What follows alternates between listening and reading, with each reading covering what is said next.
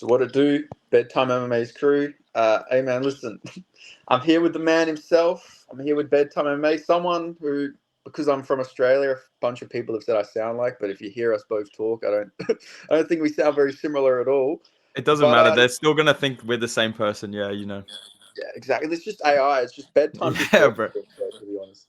He's coming off a, according to the MMA fan base, he's coming off a win over Nasrat Hakparas. He's coming off a defeat to Pantoja. He's also coming off a win over Rody Osborne.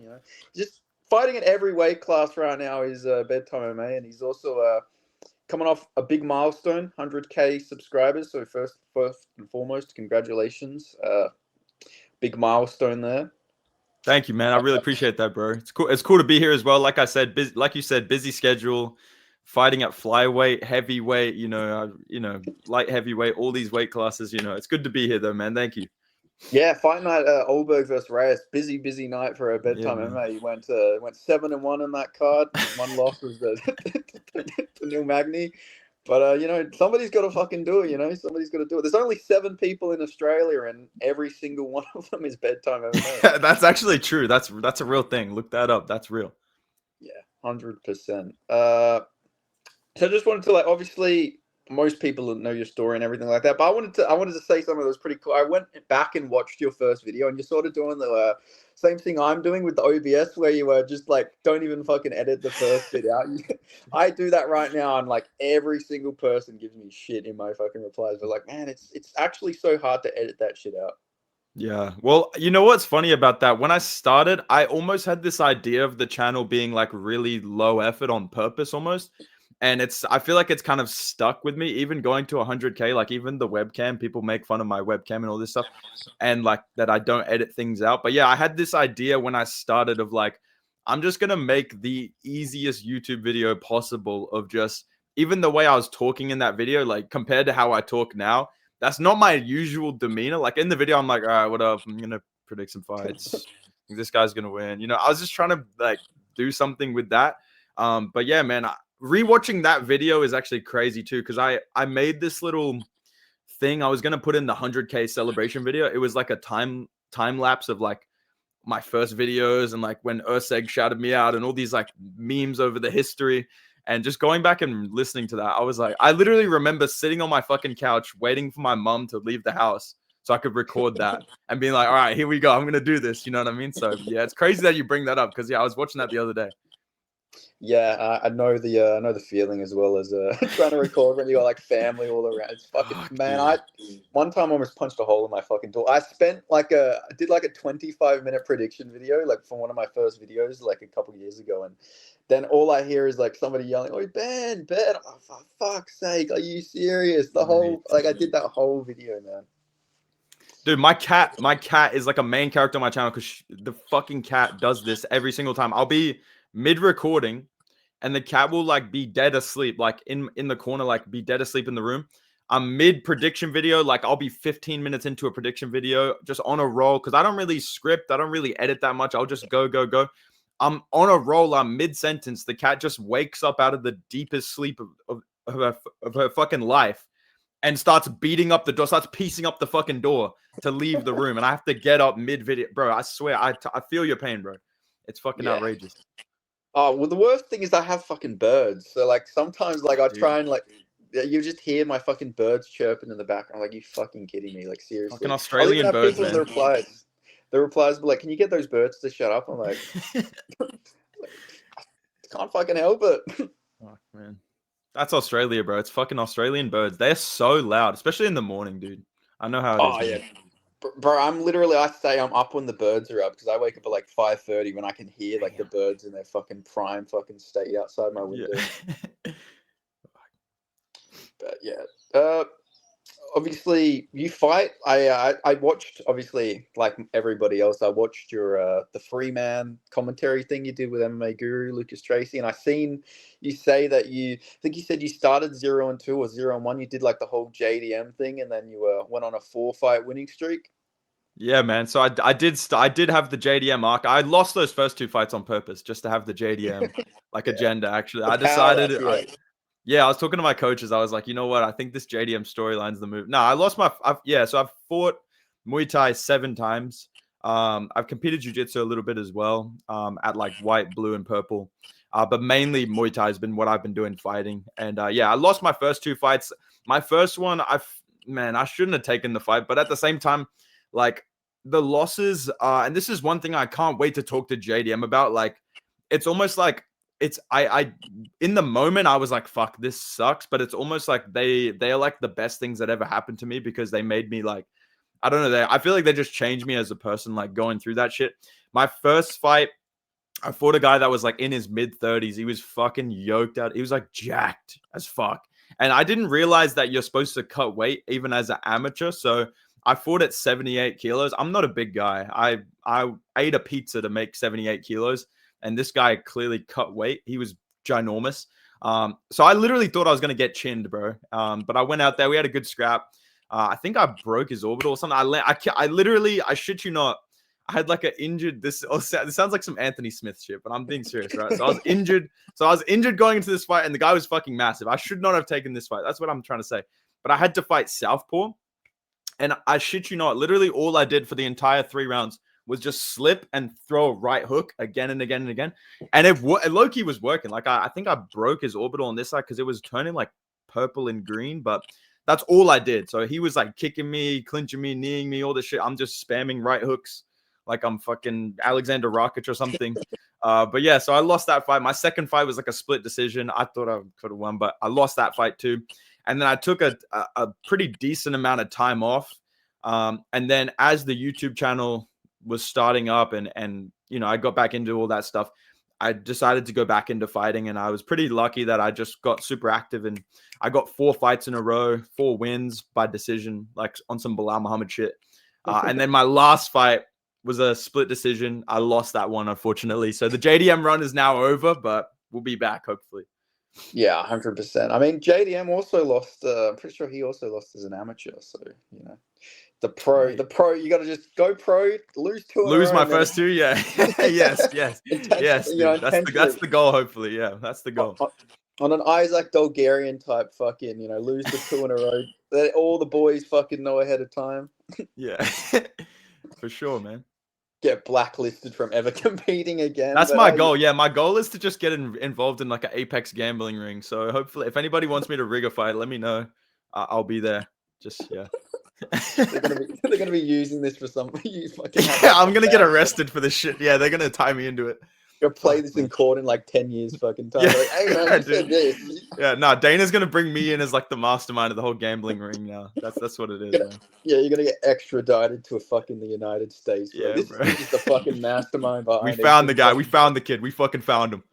Fuck. Bro, do you remember when Dana was like, "Oh, we've got him," like talking about that story? I was getting scared. I'm not gonna lie. I'm gonna keep it a buck. I was scared. I was like, Dana found me. I'm not even. All I did was like watch things legally.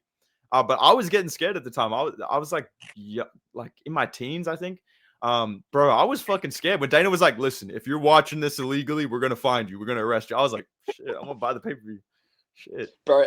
I like how like nothing changed after that. Like, yeah, I know, right? I know. It was just the biggest bluff, but it's like you can't just. He was like, "We have fucking snipers." I swear he said, "We have snipers. We got guys in the fucking." We got guys on this kid's house. If he turns it on, he's done. Dana White was talking like he found Osama bin Laden, man. It was actually crazy. Bro. No shit. He was on a fucking like the John Cena arc of like, whatever the fuck he said about like Osama bin Laden. That's how Dana was acting about the streamers. He's like, "We got him. We fucking got him." It's like, what the fuck is Dana? Nothing changed though. Because I thought things were gonna change, but nothing changed. He was just bluffing, dude. So yeah, because I think that was around the time McGregor fought Poirier. So that was like it was the second fight. Yeah. Yeah. So like, not a thing changed at all. But I mean, I like it. I respect the ability that he did. Actually, I had a fucking dream about Dana. Actually, I had a dream he got fucking slammed on his head in a cage fight. I don't know why.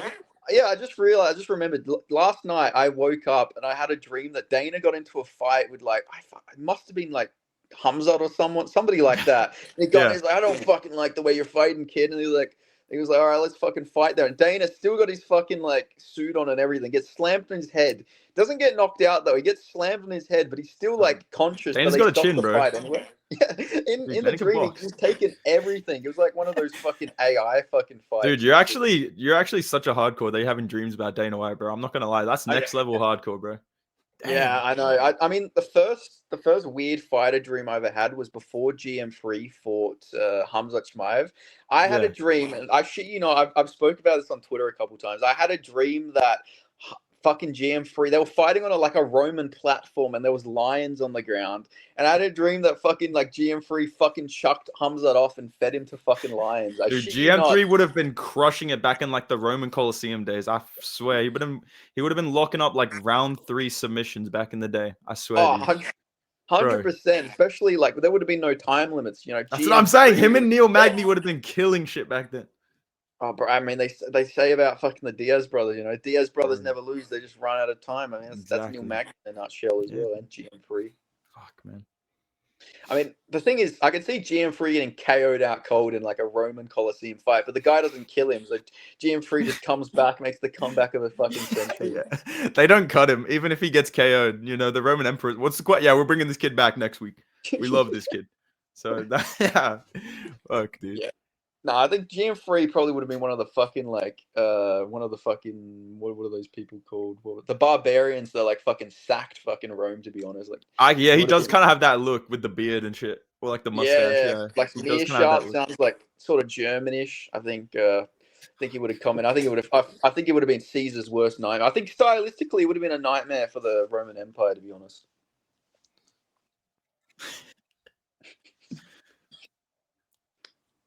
Bro, what was I gonna say? Fuck, dude, people forget, man. Brutus had a nasty fucking guillotine choke, dude. People forget, man. Nobody was surviving that. Nobody was surviving that Napoleon Bonaparte fucking guillotine, man. Like that was back when the fucking French weren't surrendering. Man. They weren't quitting to the guillotine back then. Hell no. Bro, how ironic is it that Cyril Gane got fucking guillotined by John Jones and he's French? Like, bro, speaking of, we were talking about this rigged thing. That is one of those rigged moments right there. Because he literally, that was like, yeah, dude, that was a very poetic finish. The only one that I wish happened was Poirier guillotining BSD. Yeah, that would have been that would have been perfect. That would have been perfect. Did you pick BSD or did you pick Dustin back then? Come on, man. I got famous off picking Poirier when Lucas was picking BSD. This was like the fucking civil war moment of me telling Lucas, listen, bro, this guy's not beating Dustin Poirier. I swear Poirier was trolling in that fight as well. I swear he was trying to jump the guillotine on purpose because he was French. It seemed like he was fucking around so much, man. Bro, that to this day, that whole like narrative around that fight blew my mind because I picked Dustin as well. It was like I just felt so obvious because like BSD never showed good striking defense, and Dustin Poirier he's literally fucking Dustin Poirier, you know. And I think the thing too with some of these fights is sometimes it's hard to know for sure because maybe they're undefeated or something like that. But he literally lost to Dos Santos already, being outboxed. You know what I mean? So. That was one of those fights that I looked back on and I don't know. I have plenty of dumb predictions as well. I'm not going to pretend to be some fucking genius here. But that was one of those ones where I was like, I feel like everyone is actually, those picks. Everyone has those picks where you're like, no, you guys are all actually wrong about this. I'm right about this. And sometimes it goes bad. Sometimes it goes good. That was one of those ones where I felt like just based on, and I think sometimes I get things a bit skewed because I'm just looking at what every other YouTuber is saying. And I feel like Guru and Lucas, to me, they summarize most people. So them glazing BSD, I was like, nah, dude, these guys are wrong. Poirier is the guy. So yeah, definitely. I know exactly how you feel like that because that's how I feel like for Cody Haddon versus Malcolm Willmaker. I feel like I'm on an island of my fucking self right now. Dude, no, I'm with you. I'm on the island with you, bro. I'm on the island with you. I swear he's gonna win that fight. Yeah, because I don't think people. I honestly, legitimately think the reason so many people are so confident on Wellmaker is they think it's Colby thickness. I'm not. I don't like. I've seen people say, "How is anyone picking Cody? He was running his whole last fight," and I'm like, "That was Colby thickness." And the guy deleted his comment. Like, "Oh yeah, shit, you're right." I was like, "Fuck, man, that like." Cody Haddon's fucking good, bro. I think the fans will. Maybe when they get to fight weekend, they realize that he trains with Quillen Salkeld and that he's like so fucking good. Like you see him fight, he's like very similar. Like he pushes the pace really well. He has that. I hate to bring up the GOAT JDM so early into the interview, but he kind of has that JDM fucking bodywork shit. Like he's actually fucking nice, dude. And he'll grapple. I think that's the biggest thing I want to see with Wellmaker is like, what does he look like being wrestled offensively? Because so far he's just fought zombies that just blitz at him, or Simon that's just let me just run into your right hand again, just like I did against Peyton Tal. You know what I mean? I really want to see him grapple. Yeah. Yeah, definitely. Like, no shade, obviously, but I watched Hopro MMA's video the other day, and he said like Malcolm Wellmaker was the best prospect in MMA, and I was like, oh, I don't know about that. He's beat Chris Matinho and Cameron Simon, who Simon's good, but like he was coming off, had no momentum at the time. He got come off a KO loss to Talbot. Like, I want to see him against a real opponent, someone who's not going to just die to the first like hook, And I think Cody Haddon is that guy because I mean he's been training. I know it doesn't obviously matter because we've seen Sauerkield KO Nazareth pretty like convincingly, but Cody Haddon's been training since he's like 6 years old. Wellmaker's only been training for like I think 6 years or something like that. Like same situation as Sauerkield versus Nazareth. Obviously, it doesn't matter in the long term, but like Cody's like generally really fucking good. Like I'm with how everyone says about your JD, I'm glad it's probably how people are going to say about me with Cody Haddon, but like he generally is so good. And if you rewatch like all of the fights he's had. Like, even against Urseg, that was like a 29-28 decision, like, on short notice. Bro, and he was young, dude. He was young in that fight, too. Like, yeah, he's still getting better. That's the thing. And one thing that I trust always, except with Blood Diamond, for whatever reason, that didn't pan out. But if UFC fighters are like, yo, this guy's really fucking good, I feel like most of the time that turns out to be true, or at least somewhat of a good indication. Like, and for people to be like, oh, he's like Quillen Salkild's like hardest rounds in the gym. He's a fucking bantamweight, dude. Like, that's crazy. Like, bro, I'm excited to see him fight Wellmaker, man. It's a good fight. Yeah, 100%. Every time I talk to Salkild, I'll ask, so how are the rounds with Cody? He's like, fucking hell, like always. Like, apparently, like, when they're doing, like, sprawling rounds and stuff like that, apparently it looks like two cats fighting. Like, they're just, like, fucking, it's just so high level with the grappling between them. Fuck, man. I can't wait, man. I think he's really underrated, and mate. Don't worry. I'm gonna be pushing this Cody Haddon glaze agenda as well. I'm gonna be glazing the fuck out of this guy. Him, Salkilled, mate. I'm gonna be on there yapping, dude. Oh, 100%, man. Like I can't. I'm fucked if he loses, man. I've argued with too many randoms. I'm fucking. Bro. I feel you, dude. It happened with Salkid versus Nazareth. I had so many Afghan fans like message me and DM me like fucking like saying you're a fool. How dare you pick against Nazareth? He's been fighting in the UFC for 15 years and he's got GSP in his corner. Who does Salkid have? Like, bro, they can't fight for them. What the fuck? Who cares who's in his corner? We've seen plenty of shit fighters have like fucking good fighters in their corner. It doesn't. Bro, Guram against fucking Fernandez. He had Chimaev and Ilya in the corner, bro. And got worked. Yeah. Exactly. And this guy's like, nah, come on. This is literally what this Afghan guy said. He's like, Salkid can go back to Perth with his 9-2 record and his low rent gym. And like, I was like, oh fuck, I can't wait for fucking Salkid to fucking beat your boy. What a fucking win too, man. Yeah. My God. I remember watching it because obviously it was like, for me, it would have been like 1:30 a.m. or something. I was like watching the fight. I'm watching him kick him up a little bit. I'm like, oh, he's looking good on the feet. I didn't like the takedown attempts, but I generally think that he wasn't fully committing. I think that was to lower the hands of Nazrat. And then, because we've seen that he can wrestle good. I know Nazrat's got good takedown defense, but like obviously Salkid doesn't typically shoot out that fast. So I thought that something was happening. I personally sent Ramel Lewistra a bunch of clips of like Nazrat getting kicked to the body, like a bunch. And I was like, he's really open to that body kick. So I was like, I was like, fuck, I'm taking credit for this view. Mate, you're like 2-0 as a coach, basically. You got Jack Jenkins, you got Quillen Salkil by knockout, mate. Exactly. I'm helping you win all your fights bedtime, Thank you, man. I appreciate that. Yeah, bro. I checked those messages. We did that. We knocked out Nazrat. We did it. Yeah, bro. That's actually what I kept saying. I was like, we knocked out Nazrat Hakpras. We slept him out cold. We fucking made him a meme, and now everyone keeps saying. The question is though, bro. The question is though, what is the next minority for Quillen Salkil? What are we thinking? Are we thinking Bobby Green? Are we thinking Jordan Levitt get 2-1? You know what I mean? What are we thinking? Dude?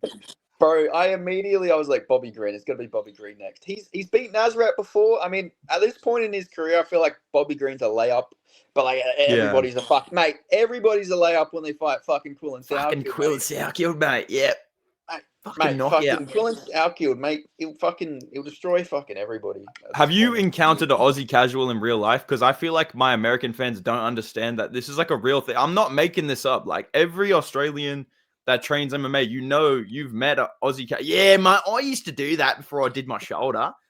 You know, Yes. I'd go in and jab him. Yeah, they all do that. They all do that, bro. Bro, I didn't have him personally, but my friends told me about this media teacher they had. He trained Muay Thai, and they were talking about UFC because this back when I was in school.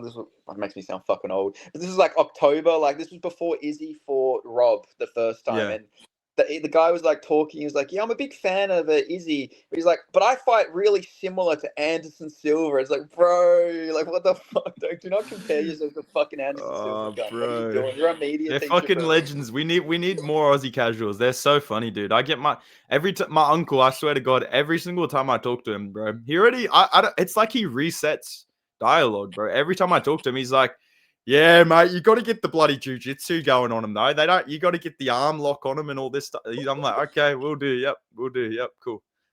Yeah, I remember seeing my fucking uncle's post. My uncle was like, when Jake Paul was fighting Mike Tyson, my uncle's like, I'd knock them both out. I was like, he was a Fuck. boxer when he was younger, but it's like, bro, you were like a 78.5 kg boxer though. Like, Yeah. you're not going up to fucking heavyweight and knocking out Mike. Even Mike Tyson, old as fuck, you're also still not in your prime either, Dude, mate. and people thinking that fight was like fake. Like I had so many people, like so many old heads in my life being like, "Nah, that's bloody rigged, mate. That's bloody fake." I was like, "No, it's a 50-something-year-old man fighting someone in their 20s. That's just what it is." Like, Bro, the whole prediction for that fight was so bad. Like, did people not realize Mike Tyson pulled out of that like the fight the first time with he a had fucking like heart attack or something, right? Like genuinely. What? He like fucking sneezed and blew his fucking back out, and he was like, people, like, oh yeah, mate, he's gonna come back in November after 3 months and fucking KO Jake Paul. Like, it was And then he ridiculous. loses, and they're like, "Oh, he's in the script. He got paid off to lose." I was like, "Fucking hell!" People still think this. Even like the Javonte Davis fight getting cancelled with Jake Paul. They're like, "Oh, Javonte refused to take a dive. That's why he's pulling out." I'm like, "You're actually retarded. Like, you're actually like, what are you talking about?" Like, bro. I think Davis pulled out because he has a bunch of fucking legal problems. Yeah, that's. like, I'm like, did you read the fucking article? It literally says, "Oh, he's got these fucking legal things going on," and he probably was just like, "Oh, mate, I'm not trying to fucking get involved with Jake Paul, dude." Like, yeah. But they're like, "Oh, he refused to take a dive in the contract. He read the script." It's like, I hate the narrative behind every Jake Paul fight. I don't think any of them are like rigged in the traditional sense. I think that they're rigged because he's fighting guys that that don't really have a competitive fucking chance against him. But I don't think they're like, oh yeah, don't like the whole Tyron Woodley thing was the funniest shit because like he's not even throwing any punches. Like, have you fucking guys ever watched Tyron Woodley fight in fucking live? He took a dive against Usman as well, and Burns and Colby as well. Yeah, he actually has a history of doing this. Yeah. Yeah, every fight. That Luque fight, he that was a fake tap. That was WWE. He got going out, bro. Unconscious. God, I know. And they see the knockout. They literally see this human being get flatlined, faceplant KO'd. That's fake, dude. That's fake. He fucking faked it. They're like, oh, did you see what he did with his hands? Like, he did that thing with his hands. That was a sign to fake the KO. It's like, I know. Stupid bastard. So stupid, bro. Yeah, I know. Fuck, man. Have you personally attended any of the because obviously you're in Queensland, but have you gone to any of the UFC events that are? No, dude, I have never been to a UFC fight in person. I'm like dying to go, but I always say in the videos, I'm like, yeah, I'm gonna go, and then the tickets get sold out immediately, or they're super expensive, and the card is fucking Olberg versus Reyes, and I'm not doing that shit. You know what I mean? So either the UFC is gonna have to bring me out on some media shit. I'm happy to do that. I'll do some Nina drama interviews, whatever, man.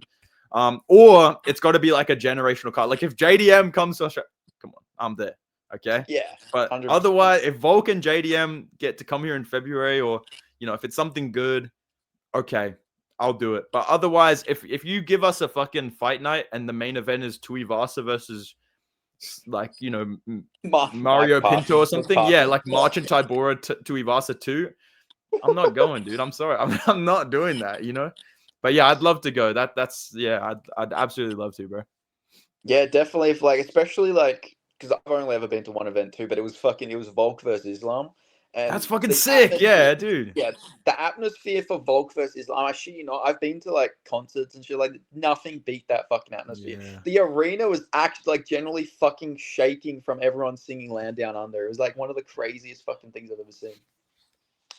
Dude. I feel like that'd be so cool to see, especially like even just watching it in a pub, you feel that energy. Like I watched Volk Islam with my mates at the pub, and I'm not gonna lie, I picked Islam, and I was one of the only people that on MMA YouTube. The second the fight ended, I was like, Islam won that shit. Like, let's be real, Volk did good, Islam won that shit, and I was like in the pub, everyone around me, nah, bro, Volk won that. I was like, I don't know, I think it was like, yeah, Volk won. Like I The was thing like, fuck, dude.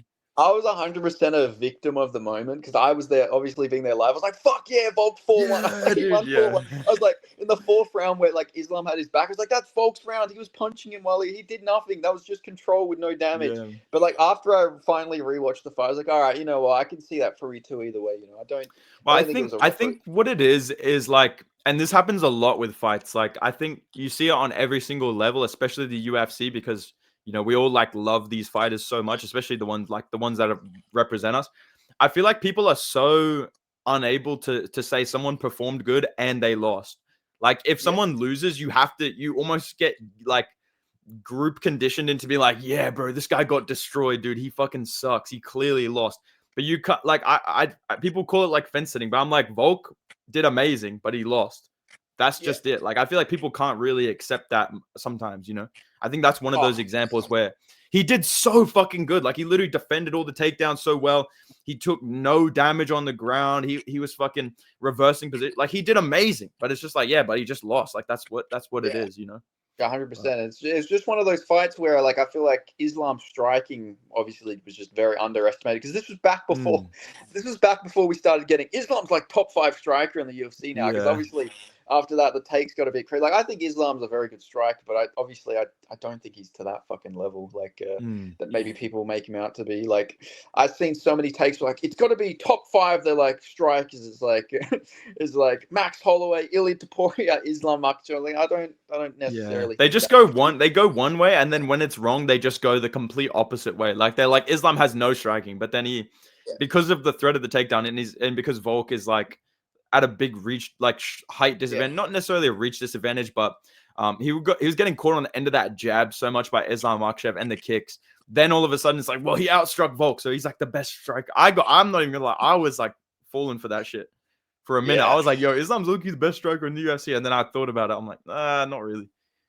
yeah. But like, I feel like, especially after that second Volk fight, the narrative went fucking Yeah, like bro. he generally is a good striker, but obviously, like you say, the takedown threat is a big part of why. Man, Like he's you not put him in a JDM. Let's just say that. yeah, He's not fucking hey, JDM, mate. he's no fucking bro. I can't. If JDM fucking flogs fucking Islam, I'm immediately tweeting 2 3 years per forget. I just have to Yes. Please, because bro. bro, Perth is the Australian Dagestan. I'll stand by that. If you look at like the talent coming out of Perth right now, it's actually pretty fucking insane for Oh, like it's actually crazy. Yeah, they got what you got Cody Haddon, Claude Salkio, Salkiel, JDM. Urseg, Yeah, Oseg, bro. Yeah, come on, man. then Seb Saleh on road to UFC. Mm. Yeah, so there's like fucking tons and like Just especially like Australia in general. I'm not gonna lie, yeah, Australia in general is actually like one of the best MMA hundred countries. Like percent. you look at how small we are. We have so many like we have 2 UFC champions right now. We have like the greatest featherweight of all time. We have fucking Robert Whitaker as well. Like we have all these fighters, and not to mention the guys coming up, like you said, on Road to Yeah, UFC. We're fucking killing it on Road to hundred UFC. We're percent. whooping everybody's ass, bro. Bro, I don't think they're going to let Australians in the road to UFC next year. Dude, it's literally all Australians. I was watching those fights, literally every single one. Like, even the fights where I was like, oh man, I don't know, this guy looks fucking scary, dude. This might be Yeah, bad, because I do keep up with the regional MMA scene, like here in Australia. So I'm watching Road to UFC, and I'm like, fuck, I don't know, man. This is gonna be a tough fight, dude. They're finishing everybody, bro. Like, it's actually crazy. yeah, like Doma Fan, he beat that Japanese guy who's like such a hyped up prospect. I remember everyone was Yes. like, "This is going to be a one-sided domination by I think his name was Yuri, and I don't know how to. I'm not going to even attempt to pronounce his Mm. last name, but it was like really, he was like 11-0 or something like that, and Don Marfan just like sort of fucking big dogged him on the ground. Bro, Don Marfan's a beast, bro. He's fucking good, man. I can't wait for him to keep winning so I can keep glazing Sourkill every time. But like, how good is That's all, yes, bro. I was gonna say, dude. That's like me when Randy Brown wins. I'm like, how good is fucking JDM, Bro, mate? I He do slept that. this guy. I do that. I'll send a screenshot of his losses, like the fucking win streak, and then you would just see JD. Obviously, I thought he beat Brian Battle as well. So Same, like, bro. Yeah. but it's like, yeah, it's just like, man, I'm picking him to fucking beat Bonfim as well. I think he will too. Yeah, I think so too. Unless he gets just like subbed early. I think as soon as it gets to round 2 and 3 and 4, I think he's gonna take over, bro. He's fucking good, dude. He's Bro, really the thing good. about Randy Brown is he's like the best fighter in the world until he gets hit clean. Like that Yeah. must be like, it's not to the extent where he's like a Phil Hawes where he just dies to it, but he will get dropped and he will like get into a bad position afterwards. But skill wise, he is so good. Like he just has the perfect frame for the division. He's got good grappling. He's got good striking. Like he's got good cardio. But mate, he's no fucking JDM. He's not you fucking know? JDM, mate. That's hilarious to it, mate. Yeah. Bro, I was there live for that fight as well. He was salty as fuck after he lost. I get it, but he was like flipping the crowd off after he lost. Like it didn't show it on the broadcast, but he was like fucking doing that to everyone in the crowd after he lost. And I was like, Because I think he thought. See, I think you got a little bit confused because he saw. Obviously, he lost to Bedtime MMA. He saw a bunch of Australians in the crowd. He was like, he's out there in the crowd now, booing me after finishing me. I think that's what it was. So it's yeah, 100%. He was like, "Fuck, man, they're everywhere." Like, what the yeah, fuck? there's so many of them. What the fuck? Yeah, dude. Into the bedtime verse, mate. Yeah. Yeah, no, what were we even talking about? We just started glazing fucking JDM. Mate, that's all I'm here for is just to glaze JDM, mate. That's Bro, what I had I'm a here feeling for. this would happen because I've been the fucking top fucking JDM glazer since like fucking he was on Dana White Contender Series. Yeah, same, bro. I was like, fuck, man, this guy's good because I was meant to watch him fight at Eternal. He was meant to fight an Iranian dude. I can't remember his name off the top of my head, but it got cancelled because of like the whole lockdown and shit. His opponent couldn't get into the state. I was like, fuck, man. I ended up canceling my Eternal tickets because like I only legitimately only wanted to watch JDM because like I watched all his highlights. So like, fuck, man, this guy's gonna be really good. And then on Dana White Contender Series, that performance against Angelusa, man, like the fucking Granby rolls, the cardio, the fucking like that fight, just he showed everything in that fight, and I was like, this guy's a future champion, 100%. He's so fucking good. I remember, that fight was so sick, dude. I steal so many moves from JDM, bro. Every single training session, I'm hitting JDM shit, dude. He's like the glaze. I can't even explain. Like, bro, this guy's like LeBron James. Like, I'm a big NBA fan. This guy like the LeBron James of MMA for me, dude. Man, my girlfriend's hearing about JDM every fucking day. That's it. Okay. Yeah, you got two loves in your life. Yeah, dude. I'm like, listen, you're here. JDM's up here, bro. All right, just chill, bro. Okay. How many titles have you won? Exactly. Bro, I've had like two different girlfriends since JDM's been like in the UFC, and I've been glazing him to both of them every fucking time. That's what you do. You just put him on the ball. Same with Joshua Van. She knows Joshua Van's the next flyweight champion. I'm putting her on to Joshua Van every single day. 100%. I'm like, bro. Both of them I told, if we have any kids, firstborn, mate, we're naming him fucking Giacomo. Yeah. Giacomo, mate. That's fucking mate. That Don Giacomo, that fucking shit goes hard, by the way. That's such a badass name. What the fuck? Like, I'm not trying to glaze, bro. This is going great, bro. I think if he should ever have a nickname, I don't know, maybe it's a bit cliche or something, but his initials are JDM. It should just be just don't miss. Like, it should be like he's a clean fucking striker. He's very precise. Well, I like John Anik's 3-name Jack. That's pretty tough. Yeah. I actually fuck with that. When I heard John Anik do that, I was like, all right, respects. That's a sick name. Yeah. Bro, I gotta give credit to John Anik. I felt like he was very good commentating the Bilal fight. Even though he's like best friends with Bilal, I felt like he was very impartial, which I respected a lot from John. Same with DC, because DC's usually hating on JDM. Like, I feel and dude, you know this, bro. Why do MMA fans low-key hate on this dude so much? I don't get it. I don't understand. I don't get it. Bro, there is literally, I'll go on Twitter every day and there'll be someone fucking hating on JDM. It's like, bro, he's like the nicest guy. Like, I remember I went, before he was in the UFC, after he won on like Dana White Contender Series, I went to a meet and greet in like it must have been during Poirier versus Oliveira. And he was just, he was so nice to everyone. Everyone's taking photos with him. Like, this is back before he was the fucking man, so it wasn't as crowded it would be now. And he was just so nice. He'd take the time to talk to everybody. I was like, oh yeah, I'm Ben P. I'm the guy who always messages you on Instagram. He was like, oh yeah. He was like, oh yeah, I know you, like all this stuff. And he was just such a nice guy. He's like, I don't know why they all hate him. They act like Dude, he is like fucking Cedric Dumas, bro. I don't get it too, because like I'm not even talking like just his personality. Like I'm talking as a fighter too. They literally, when they talk about every single champion, they talk about him like he's like fluked his way to the belt or some shit, or he's just this bum. I'm like, he's like the best. He's one of the best. Like he's literally on an 18 fight win streak, and I'm like, I do not understand it at all. It makes no sense. These same people were like glazing Leon Edwards when he was champion. One of the most boring fuckers that there has ever been to hold the belt. Literally held up the division for a year. And JDM's going out there, going to fucking war every single time. Even the judges. I talk about this in my videos. My fans know this, bro. The fight against Kevin Holland, not a split decision. He clearly won that fight. The fight against Basil Hafez nearly killed him. I don't understand how that's a split decision. He literally just laid on him because of JDM jumping subs. It's actually baffling to me. Like even the Bilal fight, there was people trying to be like, nah, Bilal low-key won that fight. Like they're just it doesn't make a lick of sense to me, dude. It doesn't make any sense. The first video I ever watched of yours actually was the reaction to Basil Hafez versus JDM. I had the same feeling. Why the fuck was he jumping gear? Bro, you know what's funny too is I dropped one of those rants about Curtis Blades. Like when he lost to Pavlovich, I was like, why are you just standing in front of him, you fucking idiot? Like, should take that. And then I about a year later from that video, Curtis Blades messaged me. He's like, yo, bro, I've been watching your videos for like a year, man. Big fan. Really like support the channel. You're sick, dude. And then I realized like he definitely saw that video. So I don't know if JDM saw the rant video or not, but I've been told that he does know about the channel. So if he saw that, I'm like, maybe I'm the reason he locked in. Maybe I'm the reason, bro. We defeated Bilal Muhammad. We did it. We are going to defeat Islam Makhachev. But 100%, bro.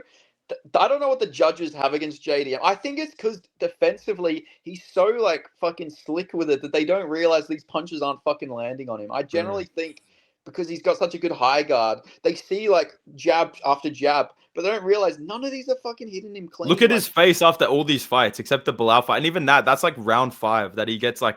I think it was a headbutt or an elbow, like really close that did the eye. Yeah. But before that, it's like he literally has no damage on it. The biggest thing for me is the grappling. Against Volkov, Almeida's grappling means 0. The Volkov wins the fight. If you take down JDM, you basically win the round immediately, even if he's like nearly finished you. It's fucking baffling to me. Even that Burns fight, I don't give a fuck what anybody said. That was 1-1. Like yes, bro. Yes. 1-1, yeah. Fuck, like man. Even the first 2 rounds though, you can on damage, you can argue fucking JDM won either of them rounds. Maybe not the one where he broke his arm, because I guess technically you can say. And Burns did land a good elbow. Burns actually did really good. Like he landed a good elbow when JDM was coming in, and I think it was definitely 1-1 going into the third. But JDM would have won the third round anyways, even if he didn't get the finish. He dropped him, and there's people who say, "Oh, Burns was winning that third round before he got the knee." No, I shit you not. You look at the stats, and the stats will back me up on this. He landed 0 fucking strikes whatsoever, and people. It's like the whole fight. He has like 30 strikes. JDM has like 80 something. Like it's literally not even close. Like it's literally Burns just laying on him. Like he can't. He gets no damage done on the ground. No sub attempts. Like nothing. So. Yeah, I agree. I think the scoring's really weird with JDM fights. It's very and obviously fighting Islam, that worries me. But otherwise, I think he's gonna win. Yeah, 100%. He's I don't know what the fucking judges got against him. It generally blows my mind. Every fight, the narrative, like when people were saying Bilal versus JDM was close, I was like, you got to be fucking kidding me, man. Bro, it's like 49-46. I just rewatched that yesterday. Yeah, same. I've rewatched it so many fucking times, man. Like so good. Every time I watch it, it's like. It's at least 49-46. And even that 4th round, you can argue JDM fucking took. Like, because he was landing some pretty big combos early into that 4th round. So it's like, man, they just fucking hate him. Like, I don't get it. I just don't understand it. It's actually insane. I feel... I'm like, is it me? Like, is it because I'm glazing so hard? We're like, let's just piss him off. I don't know, man. Bro, yeah. Blows my fucking mind every time. Like the Basil Hafez fight, just so clear. I honestly thought it was a 10-8 in the 3rd round as well. It was, bro. It was. He didn't even get the 10-8. He didn't even get the 10-8. He pretty much took that guy's fucking soul, because Basil Hafez has never been the same again. And I get called biased when I say this, but that motherfucker was so juiced coming into that fight. It's undeniable. Like Yeah. he's deflated in his next two fights against Mickey Gall and against Open Elliott. He's not even the same fucking size anymore. He's literally looks like a lightweight now. Like he looks Yeah. small for the weight class. It's No, just it is very, I agree. I definitely think it's very weirdly skewed against him, but I still think he wins the Islam fight. I'm gonna do a full video about it. I've like got all these clips and I've, broke down both their like I went through the fights that I think are the most similar for each other, like JDM versus Bilal, Poirier versus Islam, just based on the styles. So I'm doing a full video about that. I can't wait for people to just be like, this dude's glazing JDM, bro. But I'm just saying it yeah. like it is. He's fucking goated, bro. I think it's gonna be a The way great he fight. starts at 0-0-0 into the video. Yeah. The comments are so good too. That's like my favorite part of the day. Yeah, 100%. I see all the comments like, "Fuck yeah, that's fucking actually pretty funny." Like, I seen your, I watched the video you made, like the nightmare matchups for all like the champions, and like all the comments were like, "Mate, like Quillen Salgood does not give Top Toro problems." Yeah. And it was like all that shit in the Yeah. fucking comments. JDM can't be the nightmare matchup for every champion. I'm like, yes, he is, dude. Yeah. Nah, they're so funny, bro. They're fucking hilarious, man. Like even the live streams when I go live, just the things they come up with is so good, bro. So I'm pretty lucky with the fan base I have. They're pretty funny. They're usually quite nice to me. Like they troll me and shit, but they're not like super toxic. I think it's more just like they just all group together, make fun of me. They don't like to do it to other people. Oh, you're lucky then. I get not so much my fan base, but I get a lot of gay foreigners in my like replies. I bet you do, man, because you mainly just cover from the perspective of like the Australian MMA fighters, right? Like you're in the scene, like you're talking about upcoming fights, and I feel like you have like an insight into like the behind the scenes and stuff. So obviously you have perspective that they don't, and all they see is just like this. My person is fighting your person. Fuck you. You know what I mean? Yeah. Yeah, 100%. Yeah, but I mean, it's fucking true. I will stand by the Australian scene as like the fucking best in the world, man. Like Even at the regional level, I mean, there's so many 100%. dangerous fucking guys, bro. Like George Mangos isn't even in the UFC right now. He's fucking so good. Yeah, 100%, bro. That okay. Maybe I was a bit biased for this, but I'll fucking stand by. I said that Mango should have won that fight on damage on fucking contender. It's a hard ask, but like that fucking Radley de Silva guy threw no fucking strikes. So I don't give a fuck. On a technical scale, you can give that fight to. I don't care. It was so bad, and I guess it is kind of a good sign going forward that Volkov Almeida. Listen, I thought Almeida won that fight, but I'm happy that he wasn't rewarded for that performance. I guess that's what I'll say. Like I think that same with De Silva. Like he won that fight in my opinion, but I'm glad that Dana White was basically like, yeah, fuck this guy. Hey, Mangos, you can come back next year. Yeah. We like you. We can see talent there. Silva, what the fuck was that? You know, I'm glad that's the result that you get. I agree, yeah. Like, obviously, maybe I was coping a little bit, I will admit. But, like, it's on, like, a technical scale. When a guy doesn't throw any fucking strikes, man, I don't care. You can't give it to that fucking guy. I don't fucking care about total control. But unless it's Jacob Malkoon versus Brendan Allen, mate, then it's fucking... mate, yeah. Then it's like, fucking... Malkoon, mate, got fucking robbed. Where is the Mamba? Where is Mamba Malkoon? Where is he, bro? Mamba is coming back in February, I believe. I think he's going to be on the Sydney card. He's finally coming back. Fuck yes, dude. Because he's one of my guys. We all have like these favorite UFC like NPCs that like, I'm not expecting them to go on a title run, but I love him. I like seeing him on the Apex. He's one of my guys. Yeah, Mamba Malkoon, man. Me too. One of the goats, I generally think that Malkoon is actually really good as well. He is, bro. He actually had a good fight with... I thought he beat Brendan Allen. That was actually a good fight, yeah. He's actually he is like the Aussie Bilal Muhammad. Like, maybe his boxing's not as good, but his jab, man, he's got a fucking nasty jab. Like, he was fucking jabbing up Brendan Allen in that fight. Like, that hip strike too, man. The guy's got power everywhere, dude. But Petrovsky, man, him against Aussies, man, he just fucking gets brutalized. Just can't handle it, mate. Yeah, just... he's come. I remember people saying like Philly's the next fucking big like place that all these fighters are going to come out of. Not necessarily against an Aussie, mate. Fucking no, mate. Petrovsky 0-2 against the Aussies. Sean Brady 0-2 against me. Yeah, Sean Brady was supposed to lose to JDM at International Fight Week. He got saved, thankfully. Bro, hopefully. Bro, that fight, I remember like after the Basil Fez fight, I was like, fuck, I was still like, that's still a really bad matchup for Sean Brady because I don't think Brady's got the chin to handle the shit Basil Fez took in that fight. Like Basil Fez, every time he probably like goes out and he hears like a big like fucking douche noise in sparring, he's probably like, JDM, like he's probably like got actual Vietnam. Bro, when fucking JDM flashbacks. grabbed his wrist and just started beating the fuck out of him against the oh my god, man, it's That so was good, the bro. funniest. That was the funniest fucking thing. I was like, you could just see the pure fucking anger on JDM's face. He's like, "You're not fucking winning this fight, and I'm gonna." Bro, because of fucking his coaches, because they were like, "What the fuck are you doing?" He's like pulling buggy chokes and shit like that. To me, that rant video I dropped, I stand by that, bro. I love JDM, but bro, that was bullshit, bro. This guy was Oh, he could I have don't know. dominated that fight clearly, like 30-26, 30, maybe a finish, but he made that way closer than need to be. But I'm glad to see the improvements that he's made. I'm glad to stop hearing about that fight now. Oh, bro, I still hear about it. I still have people in my replies. He's not even that good. He lost to Basil Fez 1 and 2 in the UFC. It's like, Mate. bro, you don't know how to score fights. No, you like, know what's seriously. funny, dude, is talking about him versus a grappler, and people bring up, yeah, but he went to a split decision with Kevin Holland, though. I'm like, what does that have to do? First of all, that's wrong. But second of all, what does that have to do with fighting Islam or Bilal? Like, what the fuck are they like? Yeah, there's no similarities whatsoever. He's got an 81-inch reach. Like that's a But he fucking lost. He very... was like 30-27 Yeah. JDM. Like it was dead. I I was like, agree. yeah, man. I remember watching that and I was like, bro, that's just such a clear victory. And when I heard split decision, I'm like, are you fucking... Bro, I was like, are you fucking kidding me? Yeah. Oh man, I was gonna fucking punch a hole in my laptop when that happened because it was such a... Like, people shit on the performance, but it was a fucking good performance. Normally people get hurt by Kevin Holland, or they don't just get like fucking pieced up on the feet. Like, they normally have to grapple to beat Kevin Holland.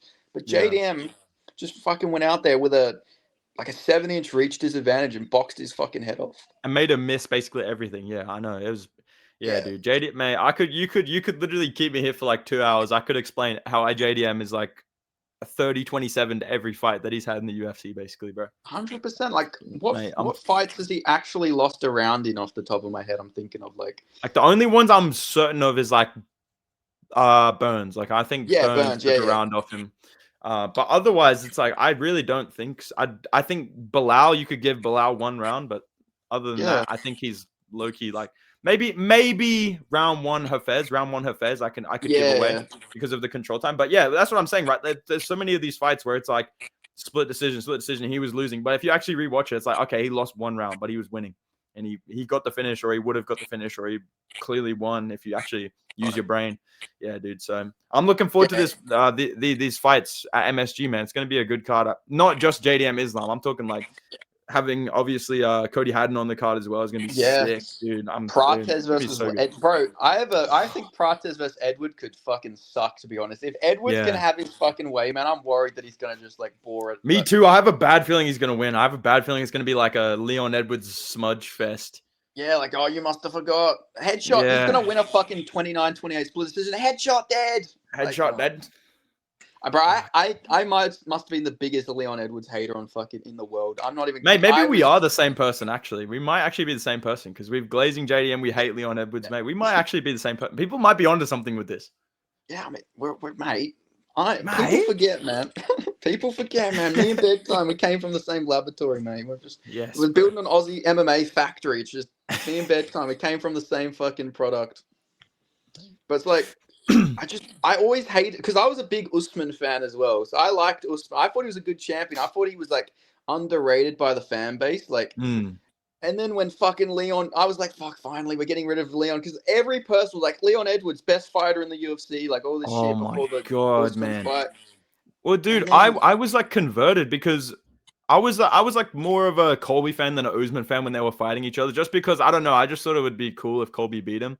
And I liked their beef. It was super fun. Yeah, like Colby in his prime was super fun. Like he was good for the sport. Yeah. But yeah, then when Usman was champ and he was kind of like, I'm lapping everybody, but he fought like 3 people twice. I was like, not really. Like I want to, it was cool to see Leon Edwards beat him and be like, fuck yeah, dude, something exciting, something new.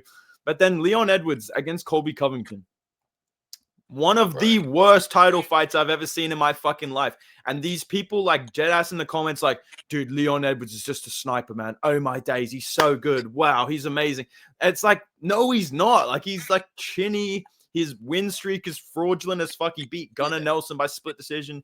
He fought fucking Nate Diaz, nearly got chin. Like that to me, when people talk shit about JDM coming up, I'm like, look at Leon Edwards. You guys are glazing Leon Edwards. This guy beat complete cans coming up to get a title shot. And he fluked, like he was losing to Usman in the first fight. He fights once a year. They ask him at the post-fight press conference when he does nothing in the fight. He literally just goes out there, spars. Yeah, bro, I don't know. Come back December, January. I don't know, bro. Probably take 9-10 months off. You know what I mean? I hurt my back. And then comes back a year later and has another boring fight. I'm like, bro, this guy fucking sucks, dude. So, bro, I when I found out that JDM was fighting fucking Leon, that was going to be the fight between my favorite fighter and my least I favorite know, fighter. yes. I was like, oh man, the fucking hate watch was gonna be like fucking hit. I was gonna say Leon got saved, but then he got Sean Brady, so it actually worked out good. We got JDM as champ and Leon Edwards losing, but JDM would have slept him out cold. I fully believe he would have flatlined him, bro. I sure you not. People can say it's like it would have looked exactly like the Danny Roberts fight because Leon is useless on the back foot. See, I think it would have been an uppercut up against the fence. I could see him just flattening him out cold. Like, bro, I really feel like he would have chinned Leon badly up against the fence, dude. Yeah, it would have been good. I was so fucking like confident that but I was like, when I found out it was gonna be like Bilal, I was like, all right, you know what, fuck it. If they're not gonna fucking fight, you know, I'd rather get the belt. But it's like, damn. Did you find out about the Bilal JDM fight before it got announced? Yeah, I did. Yeah, dude, same. I felt like I was like, oh my god, I finally made it. Like I found out about that before it got announced. They were like, don't tell anybody. I was like, I actually found this out. This is actually 100% a true fact. I got told if I told anybody, they would have just cancelled JDM's title shot because dude, I got told that too. They were like, if you tell anybody, it's in jeopardy. Do not tell anybody. I was like, wow, okay. Hunter Campbell knows who I am, and I've been told that he's not a fan because I broke a bunch of JDM's fights, and he said like he got pissed off at JDM's team. I actually had Tim Simpson, JDM's manager, message me, and he's like, where the fuck did you hear this? Like, he was fucking pissed off in my replies. He's like, tell me he told you. I was like, sorry, Tim, can't dog the boys. And he's like, I'm going to find out anyway. No matter how, I'm going to find out. And he's like, whoa. I was like, fucking bro sounds like a fucking supervillain or some shit. He's like, I will find out. He never will send JDM to body shot TKO you, bro. You better watch out, dude. Yeah, bro, I was terrified. JDM viewed my story afterwards too. I was like, oh, fuck, man. You're in trouble. Damn. Dude, nah, I'm cool with all them. I'm cool with all of his team. I've talked to some people that are like videographers for him and stuff like that, and I've talked to some guy. Obviously I have StreetX, I'm sponsored by them, like we work together, so I have that kind of in with them. They're super cool. So I think I will eventually get this JDM collab. Like me and him are gonna collab because they like I've been told by a couple of people like, yeah, he knows about you, knows about the videos, thinks it's cool, all this stuff. So yeah, so guys, I'm not associated with this guy. I know I just said we're the same person. Guys, I'm not part of the... No. I'm cool with his teammates and stuff like that. Like, I talk to all of his teammates. But I think it's just more the management side because obviously, you know, they can get in trouble with the UFC if, like, their fights get announced. But that's why I didn't announce, like, the Bilal fight. Even though I could have, I'm not going to jeopardize JDM getting a title here. That's you're not Ariel Helwani maxing, bro. You're not gonna, man. That's why now I'm a bit more careful about announcing fights because like a lot of them can be I swear some of them I announced the UFC like fuck it, we're moved. Like Sean O'Malley versus Song Yadong was meant to happen in December. Now I think it's happening like January, February. I swear they just moved it. I swear they just moved that because they're like, fuck it. This fucking kid announced it. Fuck it, move the fight. Like I generally swear. So you think if people announce stuff, like sometimes they're like, we want it to be like a big announcement, so we'll move it or something. Damn, dude, that's fucking. Yeah. I never think about shit like that. It's with MMA, I guess. I understand that with like, for example, like wrestling or some shit like that. That's like fake or like scripted. Like they if you put out spoilers, they're gonna change it or some shit. But for MMA, I don't understand that. But I guess maybe they want to hype it up and get like, Dana's going live later, which I think are just so lazy. I hate. I don't know why it's a big deal at this point because like it might as well just let some fucking random person fucking announce it because Dana's just like, all right, we've got a fight here. We got the number 5 guy stepping in. He's taking on Bilal Muhammad. It's like, bro, was that really fucking necessary? I could have. Because Dana White does like he just has it seems like he has no interest at all talking about it. Like I would rather either get a video, get someone else to do it. Why not just call up? If you're the UFC, you want to promote these things. Why not get like, I don't know, hey MMA Guru, hey Lucas Tracy, hey Bedtime. Yeah. Can you make a video like for our social media thing, being like, yo, this fight's happening. It's gonna be fucking sick, dude. Then we get your fans, our fans.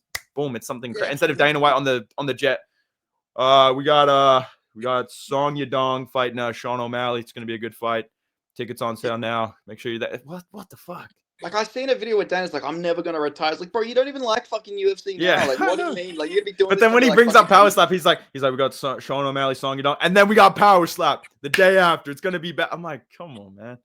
I don't know if you're the same, but I don't find the interest in Power Slap. But like I've I tried. think it's honestly, this is just my theory. This is like allegedly or whatever. I feel it looks like a money laundering type thing to me. Honestly, I do not believe anyone actually likes watching Power Slap. I can't picture the brains of someone that would be like, dude, this is fucking sick, dude. We gotta watch this. I don't get it.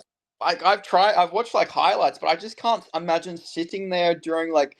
To be fair, I watched fucking Onama versus Garcia, so I can't really But that's talk. But MMA. That's MMA. yeah, That's like low level MMA is better than anything Power Slap will yeah, ever be. Like I would literally be more entertained going down watching a local fucking boxing show or like a MMA show than watch the highest level Power Slap fight of all time. You could literally be like, this guy's the John Jones of Power Slap. I'm not watching it. I don't care. yeah, 100%, 100%. I don't get it. I generally.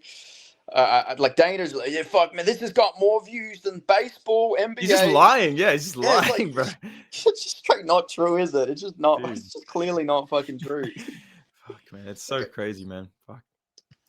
We're back. All right, awesome.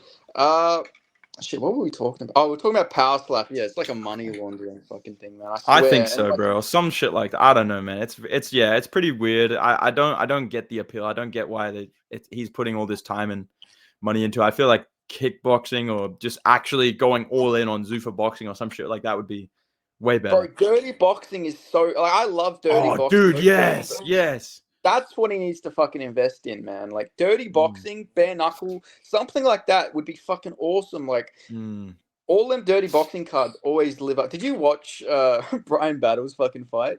Yeah, bro, that was nasty. Like, yeah, I think what dirty boxing needs, because I think the format is so good. I think that is like peak what MMA fans that hate grappling, that's what they want to see, is basically that exact format.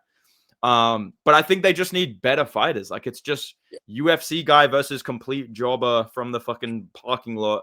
You know what I mean? Imagine if it was like actual good matchups. That would be so cool. So Like, yeah, I agree. I think need, that'd be what they need is a guy like. Do you remember John Phillips?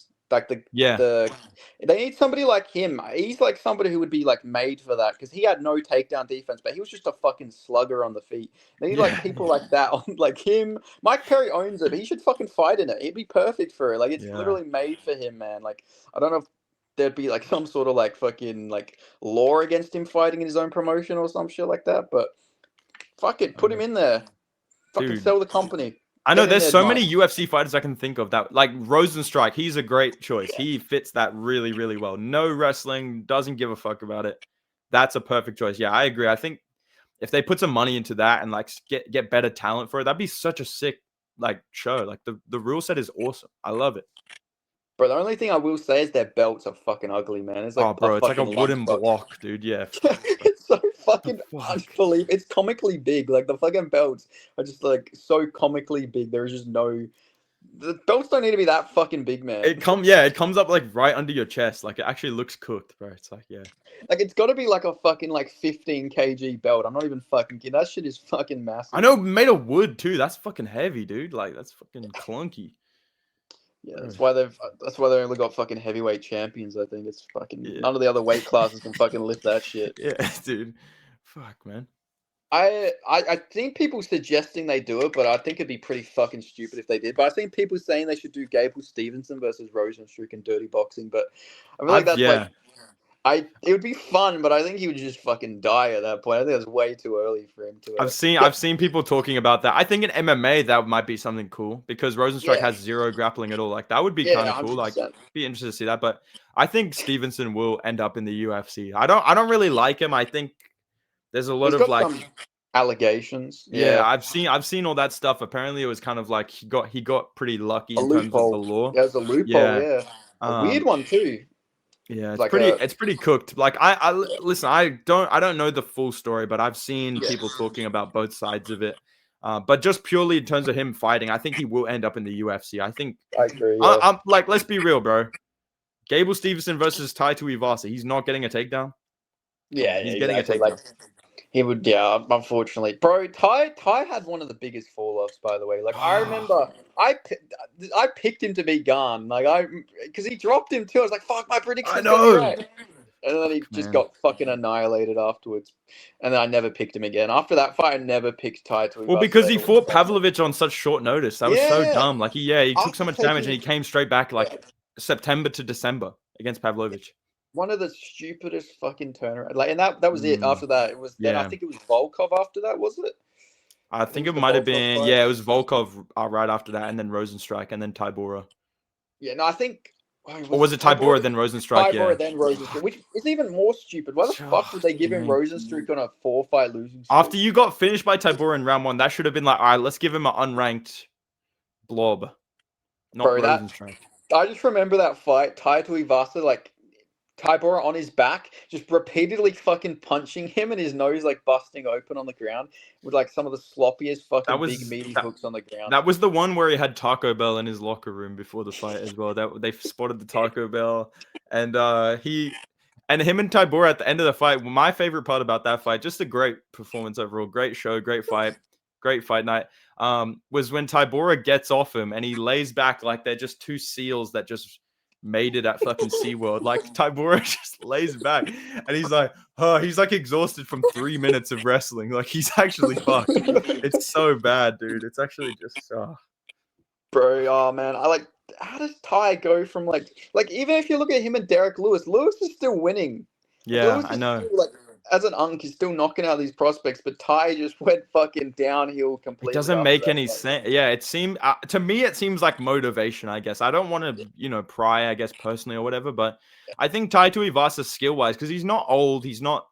He did have some injuries, but he's never been someone that's like sitting on the sidelines for like 3 years at a time or something like that.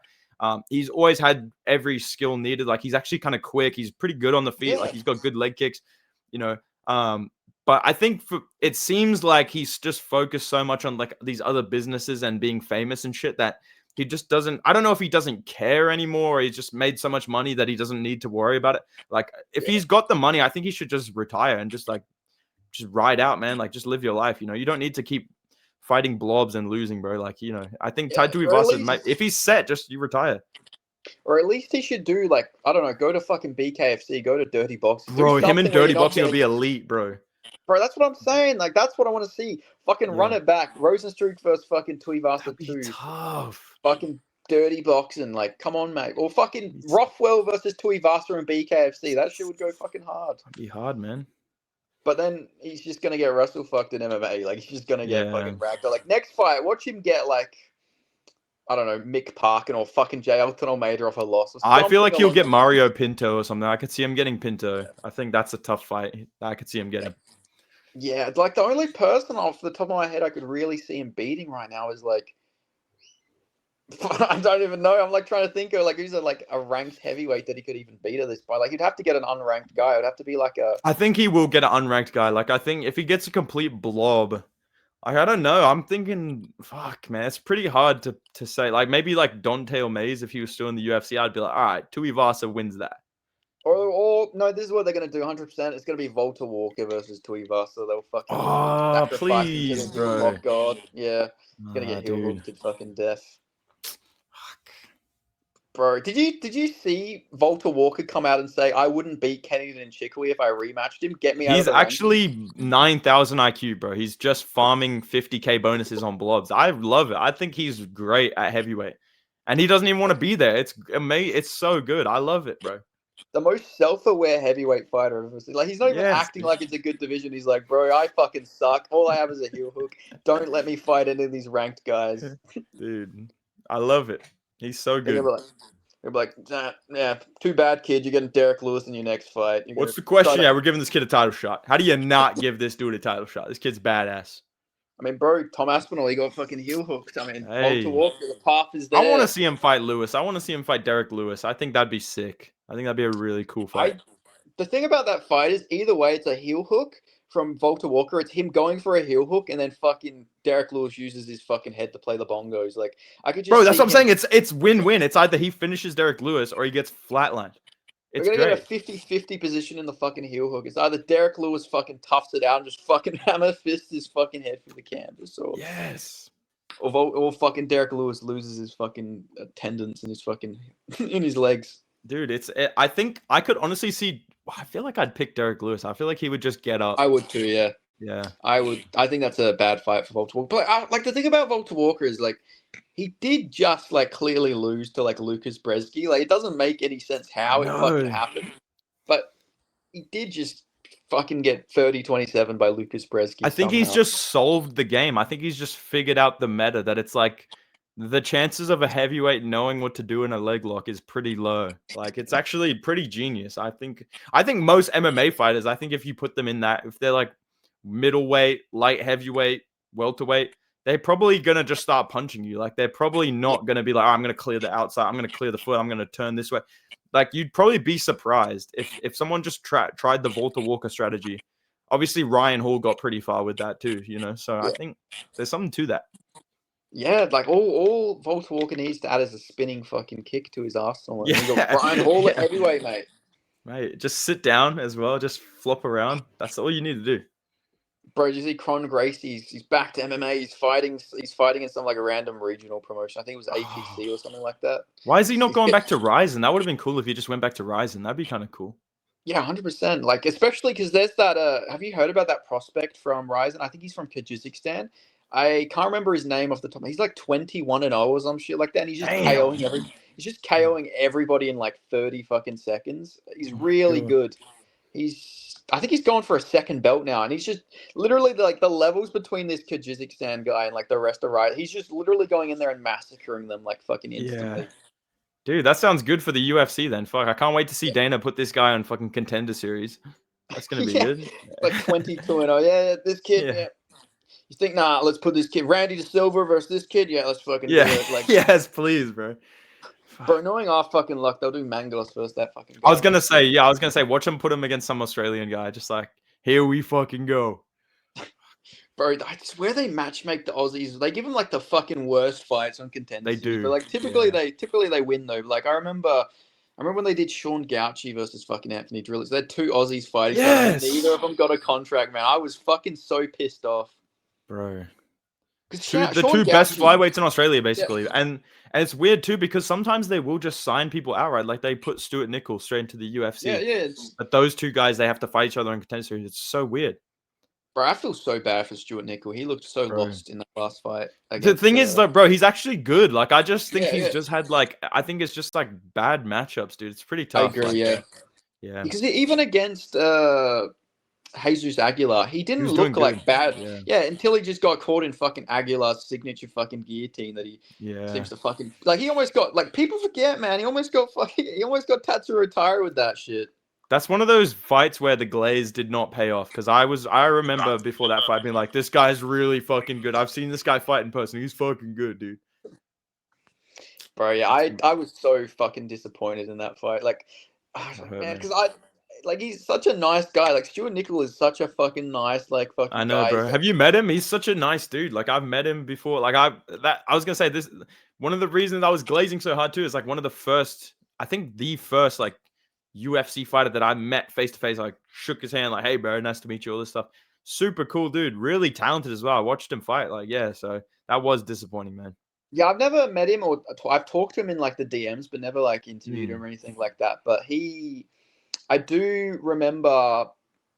Oh, what was I going to say? Fuck. Oh, yeah. Talking about how good he is. I see that he beat a heavyweight guy in a jiu-jitsu competition. Like, he did like absolutes in jiu-jitsu, and he beat, like, there was like a photo. This guy was this fucking much bigger than him. It was like Martin Ford. You know that guy that used to put in all them like clickbait thumbnails, that big loaded up. Yeah, it was like fucking Stuart Nichols next to Martin Ford.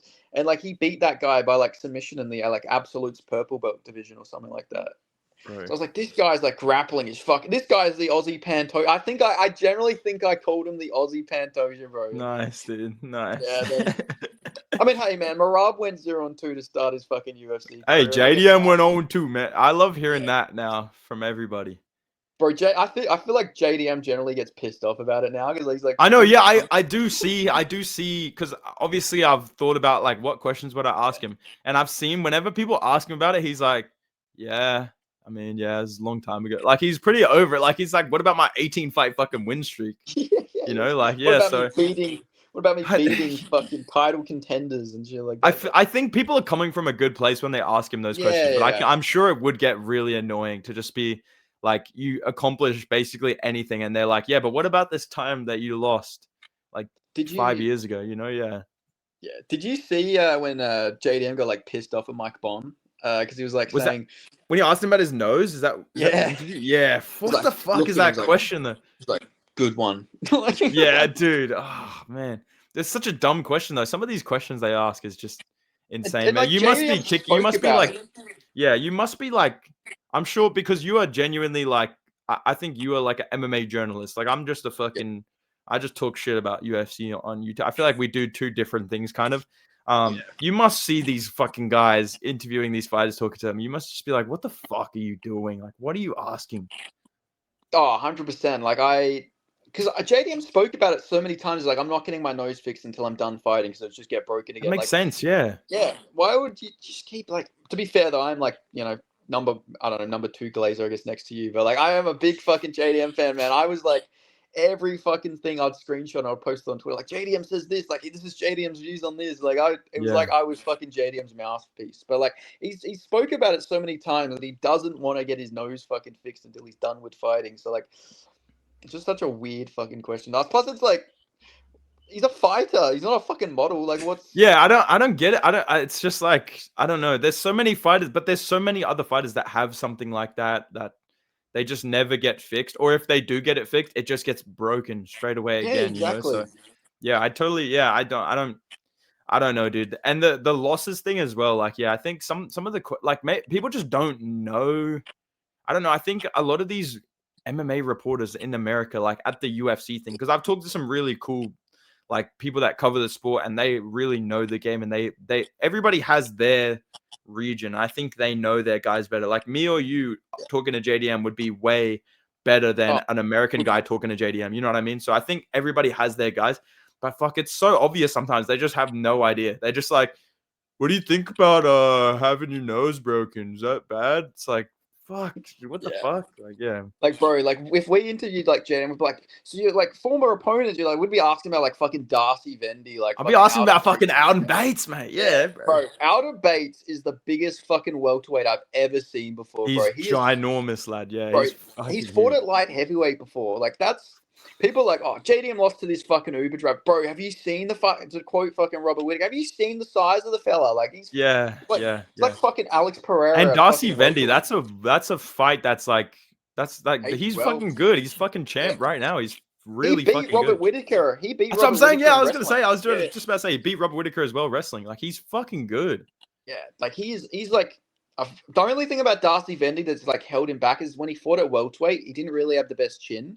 But at middleweight, he's just a fucking beast. Like at Beast, middleweight, man. he's Yeah. made for that fucking weight class. And I'm pissed off they didn't get him on Dana White Contender Series. I To was be gonna honest, say like, he should be in that conversation to be in the yeah, UFC already. I don't really understand. I'm hoping he's on next season because he should be yeah, in that conversation, bro. He's yeah, fucking good. yeah, 100%. I've heard that they're going to be doing more episodes of Dana White Contender They Series should, next bro. year. They should just get rid of the Ultimate Fighter and just do Contender Series. Like it's just way better. Yeah, I agree. Yeah, because like I just don't watch the Ultimate Fighter anymore. To be honest, like It's just trash though. Like why would you? Yeah. Why would you? They're not the best fighters. No one on Tough is winning anything. And it's like it's such a dumb move for the fighters too. You have to fight. What can I do? Can I fight one time on this show and immediately get signed to the UFC, or should I go on this other show and cut weight and not 4 get paid. times? Yeah, Yeah. and not get paid and fight 4 times. Hmm. Yeah, what like any fighter who gets signed to the Ultimate Fighter and doesn't get their management to get on a Dana White Contender Series is just not it's just doing them a bad disservice. Yeah, Unless like it's what like is the actual point? Yeah. yeah. Unless it's like a meme signing. Like, did you ever see when they had like I think his name was Bobby Maximus or something like that? He was like that guy. He was like signed to the UFC in like 2008. They brought him back. He retired in 2009. They brought him back for the Pena versus Nunes season. He was Oh like yeah, yeah. 43 years old. And he was like a fucking he owned like he was a personal trainer. They just brought See, him on there. I think that is the move with Tough. If you keep Yeah. Tough, I think just remove the idea of like this is like the future Yeah. champions. Just get complete like comedy journeymen on there, bro. Just Yeah, get yeah, fucking yeah. like get Death Sentence on there, bro. Get fucking Bro. Wing C on there. Get me on there. Get fucking Lucas Tracy on there. Just get all the fucking goofballs on there and have DC and Chael trying to coach these guys. Like that would be sick. I would watch the fuck out of that. That would be cool. Bro, But 100%. That would actually bring in fucking. Could you imagine fucking like Lucas Tracy on the Ultimate Fighter would be fucking. bro, that'd be so good. That'd Just be come in with so his fucking fucking pamphlets on all of the Oh guys. He's like, hey, yeah. he's like, oh yeah, like I investigated everybody. He's like, I know what you all do. Like, he's like just sitting in the corner, like giggling to himself, like fucking Man. autistically in Lucas the fucking is so corner of funny, the man. ring. I love Lucas, man. He's fucking hilarious, dude.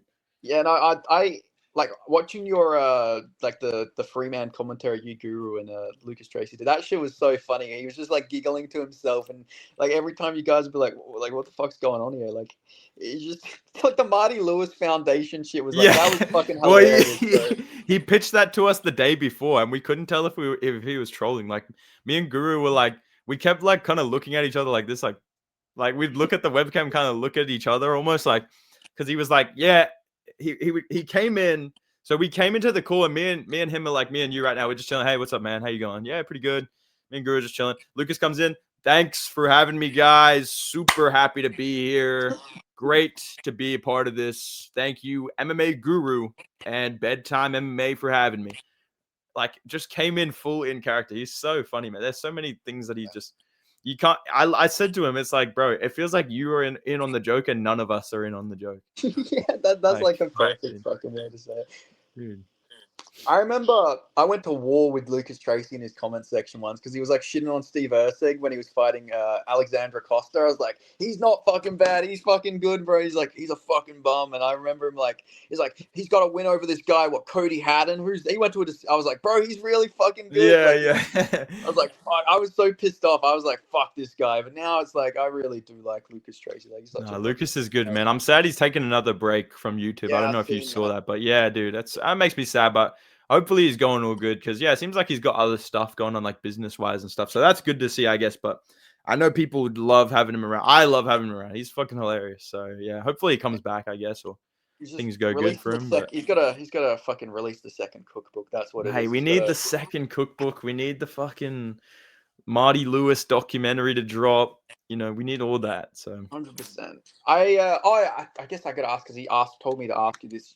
I've seen you commented on. I don't know if I'm pronouncing his YouTube channel right. I think Anuk MMA. He made the Quill and Sour killed like. Oh yeah. Yep.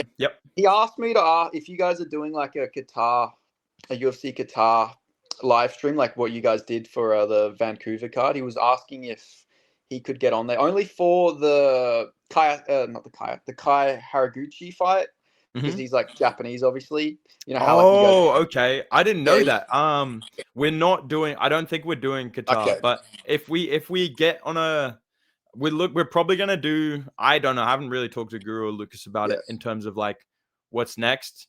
But I think we both agreed. Like me and Guru were talking about it after the stream, like off stream. We were talking about like doing the Paramount card, like doing a big Paramount card, whether it's January or February or something like that. So if we get like, for example, Kaya Sakura shows up on that card fighting at bantamweight, or if it's like Tatsuro Taira ends up on one of those cards, then I will put in a word with those guys. I'll be like, yo, let's get this guy. Because that video was fucking hilarious. I love that video.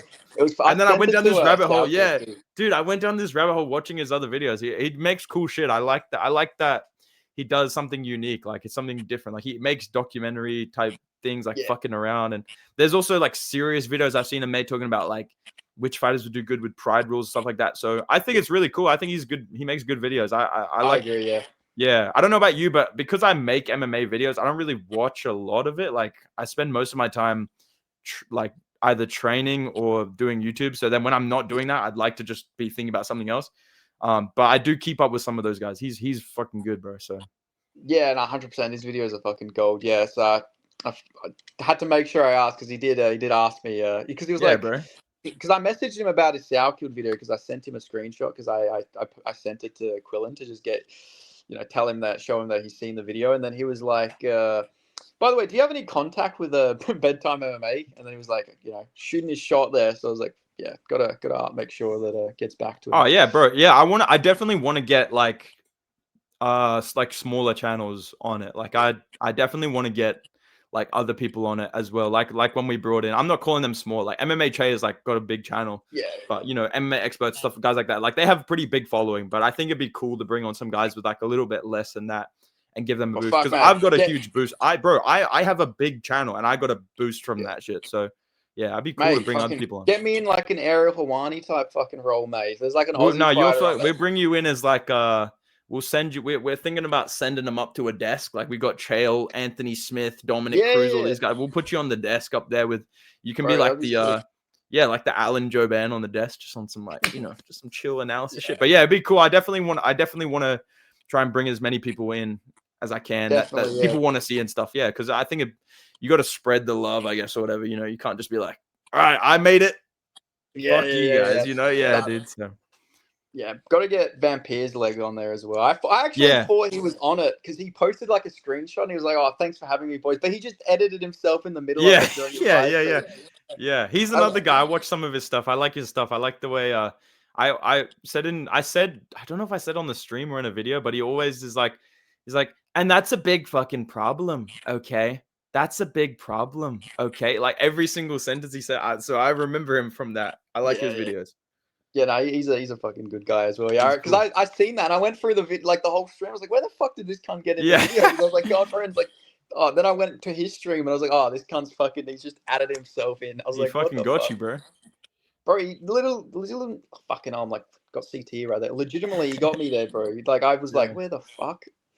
But no, that whole thing was like awesome. Like, how did it actually come apart? Like, did Guru invite you, or did it like?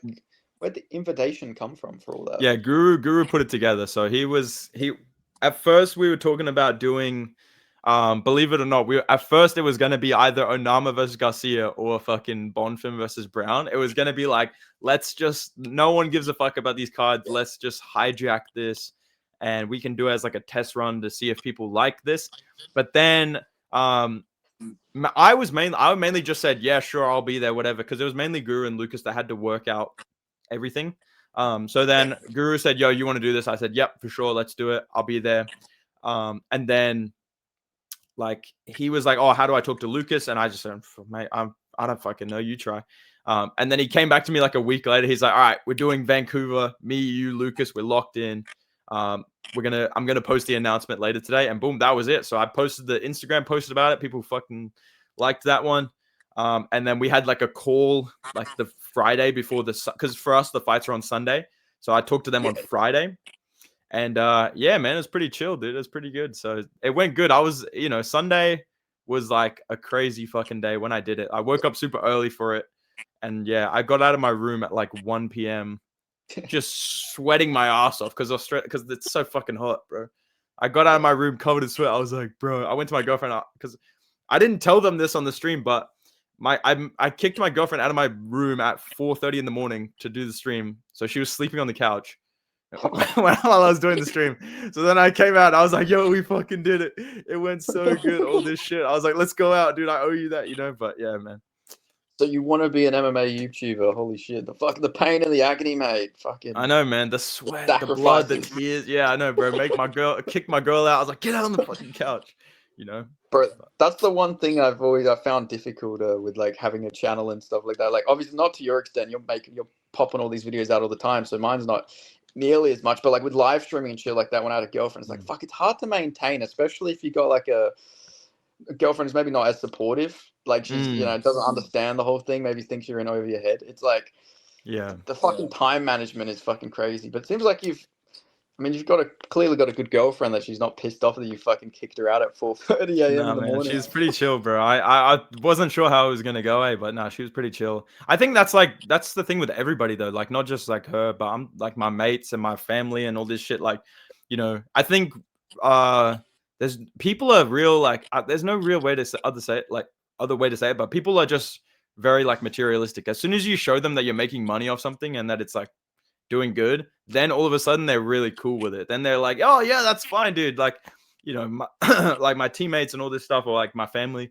As soon as I started to get like, fame and, whatever it is, like make money off it, then people are very understanding. If I'm like, yo, I can't be here, I got to do this live stream, I can't do this, I got work, I got to watch UFC, But early on, yeah, it was super hard. It was like, I felt like I was like living like a secret double life. I was like, I'm gonna sneak off and go make this video or some shit, you know. But yeah, Well, that's how like I feel like Guru was doing his channel early because he said that he didn't tell anybody like about his channels. He was literally just doing that. Like I remember because there it's was a just video. embarrassing, bro. Like Yeah. I think what it is like you don't want someone to find your channel when you have like 100 subscribers and you're getting like 20 views. You know what I'm saying? Like that to me, I was like, bro, I cannot be found slipping like this. So that's why I didn't have my face on it at first either, because I was like, I'm just gonna just do my thing, but I'm not gonna like go all in, like put myself out there all crazy. And if it doesn't work out, then fuck, you know what I mean? Like so. But then it just kind of went off really quick. So then I kind of lost those thoughts and was like, oh, this is actually going good. And then it became like fun to people to be like, yo, we want to see the face reveal. But yeah, early on, I definitely feel like a lot of people would agree that you're like, I don't know, you kind of keep it to yourself until it's doing good. Then you can start to be like, oh yeah, by the way, I do this. I only told my brother this week that I have a YouTube channel. I just told my brother this Really? week. Yeah, he didn't know. I just told him this week. Yeah, Holy fuck. Yeah, because I I know. think about it. 'Cause obviously, Bedtime MMA isn't your main Instagram account. Obviously, you would have one like a Yeah, personal Instagram account and shit. But like, yeah. imagine your brother just stumbling upon fucking Bedtime MMA, seeing like 25,000 Well, followers dude, on I your have Instagram. mates like that. Like I have mates that I train with and stuff at like other gyms, and like you know we've known each other a while. And then like maybe 3 weeks ago, my mate sent me the bedtime thing. Was like, oh, I fucking know this guy. This is you, isn't it? I'm like, yeah, bro, that's me, man. So it's pretty cool when that happens. But yeah, dude. Um, yeah, at first I was like, I felt like some Spider-Man shit, bro. I'm like living a double life, dude. You know, like. Yeah, no, I know, because like when I used to have Twitter like a couple years ago, I was a faceless account, so I like didn't have my face, but like all these MMA pages would like post my like big time tweets, and I'd have people actually send me my fucking tweets, and Yeah. I'd be like, yeah, that guy's pretty fucking funny, man. Yeah, that's pretty fucking hilarious, It feels cool, eh? It's cool, eh? Like people will send me shit now. Like they'll send me reels from like I don't know people that I've talked to or that I've trained with or that I've done a video with or talked to, and I'm like, oh yeah, I know that guy. Yeah, yeah, we go way back, dude. You know, it's pretty cool. What's been like the coolest like person who's reached out to you? Because like, have you had fighters reach out, or because I've seen on your comments for your Instagram, you had like some pretty big like accounts, like knowing the law behind like the face cam and all that sort of stuff. So like, I'd imagine you've had some pretty like notable people hit you up. Yeah, I mean, for me, the biggest one was Curtis Blades. Like, bro, when Curtis Blades DM me, I actually was like, I was in America. I was like on vacation, and then he messaged me and like, cause he's dead ass. We all have those random UFC fighters that you can't explain why. You're just like a big fan of them. You always have been. He's always been one of my favorite fighters for whatever reason. I always thought he was going to be like a champion. So when he messaged me just out the blue, I don't even think I followed him on Instagram, but he just messaged me and was like, "Yo, man, big fan. Like, support the channel, all this stuff." I won't go fully into what we talked about, but Of yeah, dude, course. and just like getting to talk to one of my favorite UFC fighters was crazy. The Guru stream, Sean O'Malley popping up. I had to take a photo. I was like, bro, oh my god, Yeah, I Sean see O'Malley. that. I had to, bro. I had to, dude. I had to. I was like, oh my god, it's fucking Sean O'Malley. You know, I've got to talk to people like in JDM's team. I haven't talked to JDM yet, but I've talked to people in his team, and like hearing that he knows about me and knows about the videos and stuff like that. Yeah, those are all fucking surreal, dude. It's so cool, man. Even Mighty Mouse, like the post that MMA Guru made about the big three, and then he liked it. I was like, bro, Mighty Mouse liked a picture with me in it. Like that's fucking Yeah, crazy, yeah. So yeah, that stuff's man, it's insane. Yeah, I know the feel. I remember when Guru was doing his like live things on like X. I remember he made me a speaker in one of them. I remember DJ joined the fucking thing when I was there. I didn't say a fucking single word. I didn't know like 'cause he was Yeah, talking to Guru obviously. I was like, but I'm in it. Like I took a screenshot. Like I'm in a fucking live space with I'm here. Demetrius Yeah, Johnson. I didn't say a single word to him. He didn't acknowledge me at all. But fuck it, I could have said something. I had the free will to say something, but like there was no opportunity, unfortunately. yeah. Fuck, dude. Yeah, yeah. What was I gonna say? I was gonna mention something. You just mentioned Curtis Blades. Shit. Holy fuck. Sometimes I swear making MMA related videos, I just develop CT when it comes to Yeah, I my was like gonna say, it numbers. doesn't help that I actually fight and shit too. It's not helping. I'm getting second hand, first hand, third hand CTE. It's not going good. Yeah, 100%. Yeah. I was gonna ask you about like because obviously you're in the know of the regional scene. Like who's your who do you think the next big like up and coming Aussie fighter in the regional scene is? Man, I mean, I know it's kind of cheating to pick George Mangos, but it's like Yeah. he should be in the UFC. He's the guy. Like he's fucking good. There's so many though, man. I feel like you find out more every single day. Like, 100%. I think Eternal is proving to be one of the best promotions in the world because you look at the record. I think you posted this. The record of Eternal fighters Yeah. in the UFC is very, very good. It compares to like Cage Warriors, all these ones that people point to as like these are the best promotions in the world. Eternal's right there. So I feel like every card I'm seeing pro fighters that are super, super fucking well rounded, super dangerous. Yeah, so there's so many. I feel like there's so many we don't even know about right now that are 1-0 or 2-0. They're right there, skill wise. So If I gotta put you on a fighter, I gotta put you on two fighters. Featherweight, he's an amateur, but he's fucking like, I think he's 7-2, but he got robbed in like one of those losses. Aiden Todorov, he's oh really yeah, I good. know I him. don't, Yep, I know him. yeah, Yep, yeah, yep, yep, yep. he's really fucking good. And then Zane Martin, he's fights out of Wollongong. He trains with Volk. He's really Mm-hmm. good. I've been told stories about this guy sparring and training. He's like Yeah, up there with Volk, and he's an amateur. Like he's having like back-to-back rounds with Volk and shit like that. dude, He's like that's five fucking and zero, I sick. think. He's like Yeah. 20. He's really good. Yeah, both of them guys are like guys Mm. I've had my eyes on for like the last like two years. Like after Mm. hearing the stories and seeing the fights of them, and they're like obviously they're fucking doing pretty good at the moment. Man, I was gonna say too, the thing that's so cool about MMA right now is like even at the lowest level, like you can't even call it the lowest level, even at the amateur level, there's so many really talented guys. Like even guys that are Yeah, 0-0 or 1-0, even 0-1 MMA, they're so good. Like everyone just generally at every level is getting better. It's fucking 100%. crazy, dude. Like Kevin. Did you ever watch Kevin Cophamel versus Harry Webb? Yes, that it wasn't he like Yeah, 1-0 going into that fight, bro. He's yeah. fucking bro. He was like 1-0, 2-0. Harry Webb Yeah, was like 4-0 or something like that going into that yeah. fight. That was like a high level fucking like that It was was like like a high UFC level. level fight. Like that was a Yeah, sick UFC level fight. Yeah, I know. It was so, bro. Harry Webb's another guy I was going to mention yeah, when you said like who's coming up. I think every if you're like the eternal lightweight champion, you're the eternal welterweight, the eternal middleweight champion. I look at those and featherweight and bantamweight like that lighter half. Like obviously light heavyweight still good, but I think when you're looking at like those weight classes, those are the guys that you're like, bro, these guys are going to be in the UFC. 100%. That's what I look at it like. Lightweight in general in Australia is fucking stacked because like we had Tom Nolan, Quillen Sauerkield, got fucking Harry Webb on the come up. We got Brody Mm. Maoki from Yep. CKB on Oh, the come up. he's a Like, fucking monster too. Yeah, I've seen yeah. him fight. He's fucking good, man.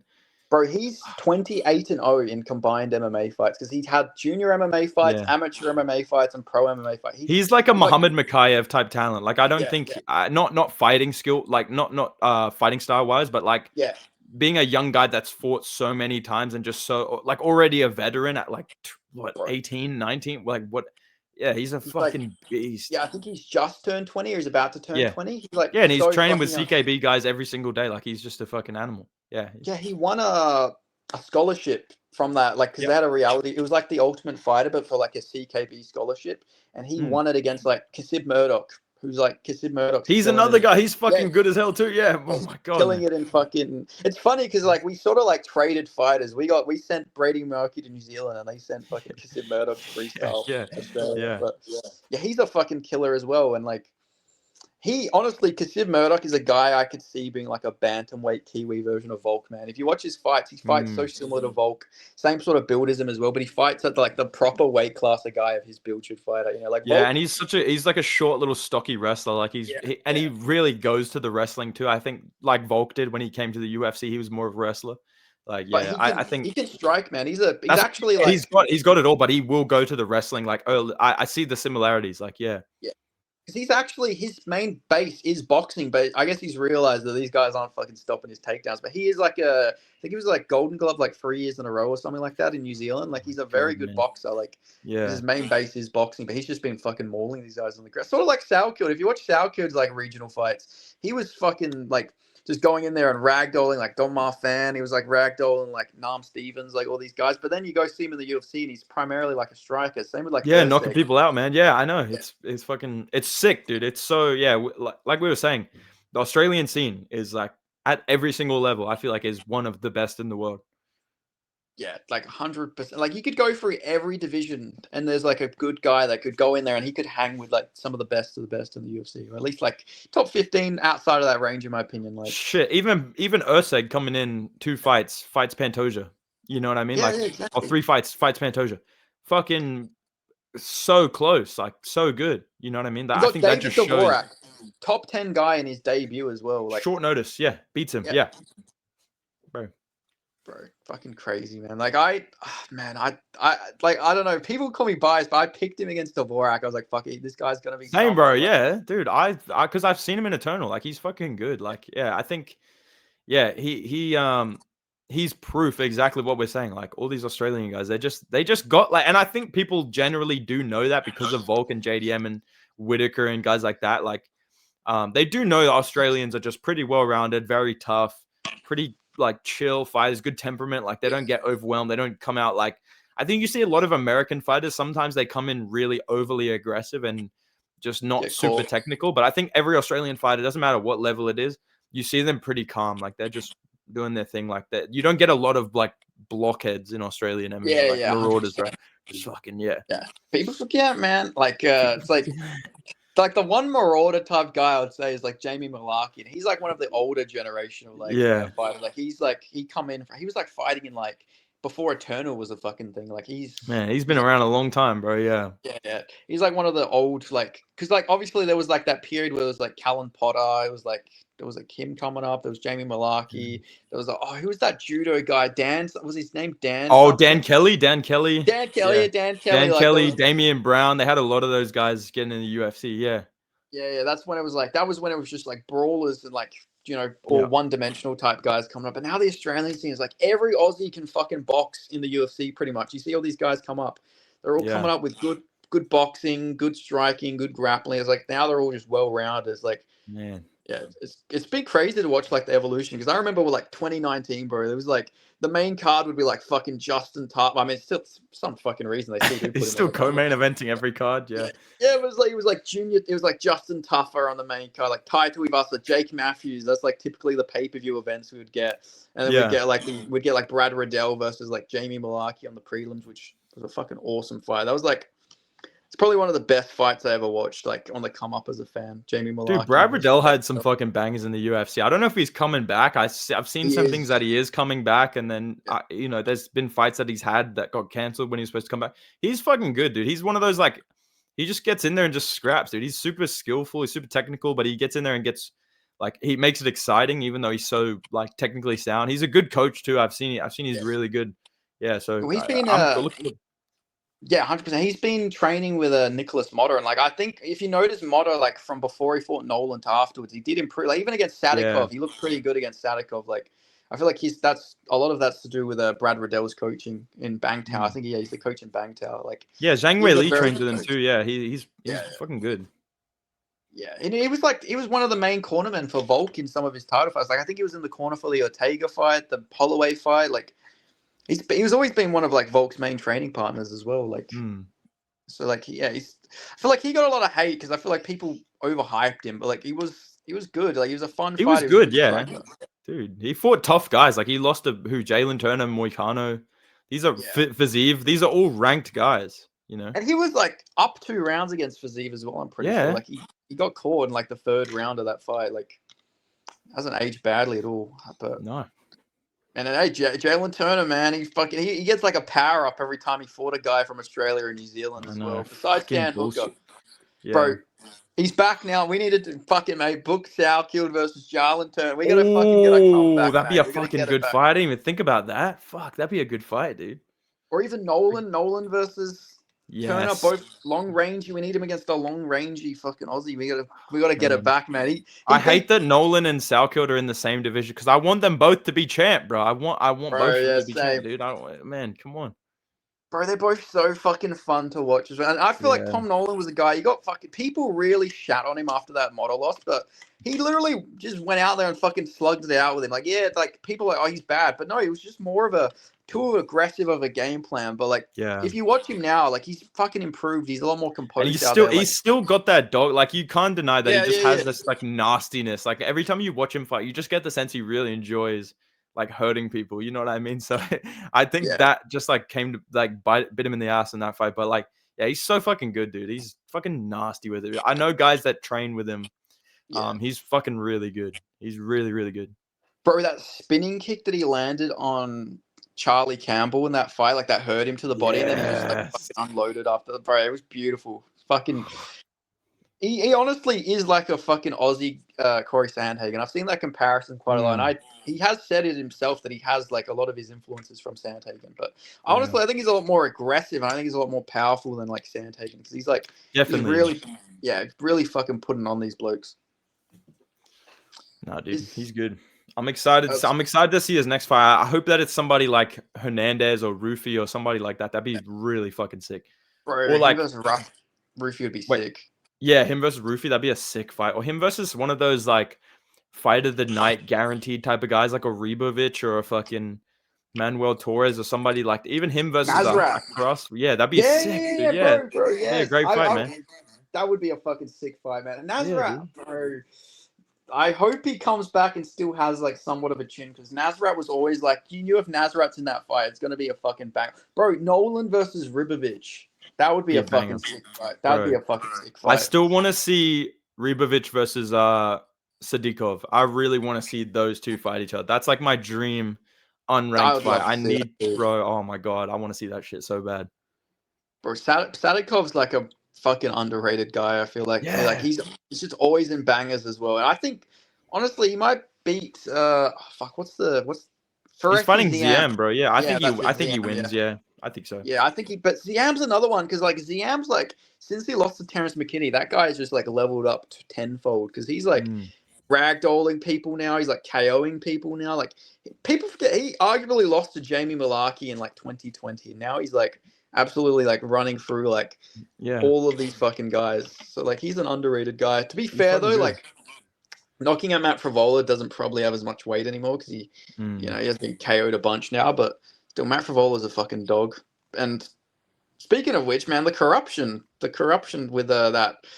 Your guys' reaction because that was during the Vancouver card as well. I remember you guys' reaction to that shit that's some of the worst. The fight should have got stopped. Yeah, it's one of those that's one of those. I think I don't like the rigged narratives being like thrown around really easily now because of one fight. I think it's just like let's not act like this is like a financial. I think the judges are just like the refs are just retarded sometimes. Like some of the refs are just so bad. Like they just it seems like they have money on the line or something because that fight got stopped. He literally stepped in with 5 seconds left and waved his hand. Another one, and I love Chase Hooper. But the Alexander Hernandez fight, the referee tried to stop it before the timer went off. They literally blew the horn with like 3 seconds left. They literally tried to rig that. So there is a lot of weird shit like that. We were all like, bro, what is that? And that just shows like Kyle Nelson still winning that fight. We saw with Delesia. Sometimes and Jake Matthews. We saw the adrenaline dump sometimes, Bro, that Wardo fight last weekend, that is some of the I love that they showed the Croatian fan in the crowd cheering. Yes, dude. And then like 4 minutes later, he would have had to have watched Delaji get fucking brutally flatline KO'd. Like, I wish that they showed that guy in the crowd again because I would love to have seen his. They had to go back to him. They should have gone back to him. It would have been so good if he was just like, bro, like that's probably how I would have reacted though to Jake Matthews versus Neil Magny if I was there in person. Yeah. Especially at like 6 a.m, you know what I mean? You fucking wake up, you're there at the crowd, you're there in the fucking arena. You paid like $3,000 for this card, with no fucking ranked fighters. Jake Matthews loses.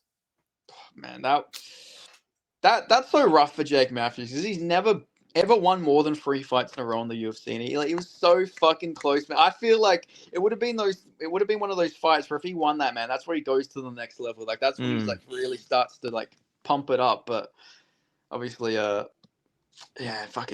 Neil Magny, mate. He's a fucking cockroach. The cockroach. He's a crafty vet. I don't get it. I don't know how he keeps fucking surviving in the UFC. Like death, taxes, and Neil Magny somehow fucking eking his way into the top 50. Round 3 submissions from the GOAT Neil Magny. I love Neil Magny. He's fucking hilarious, dude. It's just even he is like shocked that he's pulled off a win every time. It's so good. Oh yeah, 100%. It's like fucking against Daniel Rodriguez, who we're probably never gonna ever see again. Yep. Yeah, I remember Guru. I'll tell you about that actually, because I remember. I don't know if he ended up telling you about what happened with No, he Vivo, didn't tell me but what it was at all. I was just like, oh, okay. yeah, I'll explain that a little later. It's fucked. You are not going to expect what I say. Bro, I'm fucking dying to hear this, bro. You gotta tell me after the interview, bro. Yeah, I will. I will. Yeah, it's. I generally can't say what it is like live on here because if I do What? and it turns out to not be true, it's that fucked. Yeah, wow. Okay. Holy It's shit. like it's illegal. Like it's a legal fucking thing. Like Damn. I'm not fucking any. Okay, damn. just so anyone hears this, it's not anything like SA. Right? He hasn't done anything like Okay. Okay. evil. Okay, I'm just gonna put that. He's not evil, but Okay. he's done Okay. Okay. something. Okay. Okay. Yeah, I'm just gonna put that out there. I don't want You anyone had like me kind fucking. of thinking along those lines of like some fucking EDP stuff or something. I was like, Yeah, what yeah, the no, no, no, no. fuck? It's Like, nothing. what? Okay. Nothing along them lines. All right, just so Okay. people they get to this part, they know that's not the case. But Okay. anyway, onto brighter fucking things. Uh, what's the plan like long term? By the way, it's like so obviously you train MMA, you train kickboxing or Muay Thai. You fought in Muay Thai. Is the aim to eventually like start an MMA career, or is it just keep doing your YouTube thing, or just try and do them both? Yeah, definitely both. I'm not gonna stop YouTube to fight or vice versa. I'm not gonna Yeah, stop fighting to do YouTube full time unless I'm just rolling in it and I just don't have to anymore. I lose interest in it. Because I don't fight for like, oh my god, I want to be rich and famous and all this stuff, you know. I just fight because I like doing it. So I do want to fight MMA. I'm not really interested in fighting Muay Thai that much anymore. yeah, You know, it is fun. I do enjoy it. I really enjoy training Muay Thai. I've been to Thailand. I got to train with some guys over there, so that was really fucking cool. But yeah, just I'm more of an MMA guy. I've been grappling a lot longer than I've been striking, so um, I think MMA is where my fighting potential is like at its peak. I have no idea where it'll go. Like I believe that I'm pretty good. You know, I think I could do pretty well. I train pretty hard. I think people. I don't know if people just don't. You know, I don't talk about it. I guess, but people don't realize that I train like 6 days a week. Like I'm training with like pro fighters. I'm training with like amateur fighters at a pretty high level, pretty much every single day. I'm doing like strength and conditioning, all this stuff. You know, so I don't. I think maybe they don't realize it because I don't talk about it. But yeah, I am pretty serious about competing in the future in MMA. So that's kind of my goal. Is like I think next year it's looking like I'll be starting fighting MMA amateur, and then seeing where it goes, man. You know, I think one thing that I have going for me, you know, because in fighting, we all know this when we cover the sport. There's so many people trying to get to the UFC. There's so many people trying to make it MMA. You know, it's not necessarily just about who's the best fighter. It's also about like the platform that you have and like what can you bring. So I think I have that going for me. You know, I can be kind of mid. Maybe maybe I'm not as good as I think I am, but I have some things going for me that, you know, either if it doesn't work out, I'm good. I got YouTube, I got work, I got all this other stuff. And if it does work out, I've got this whole fan base behind me that makes it that much easier for me. Which unfortunately, you know, it needs to be like that. There's so many great fighters out there that no one's ever heard of, that no one knows anything about. So yeah. yeah, I'm looking forward to seeing where I can take it.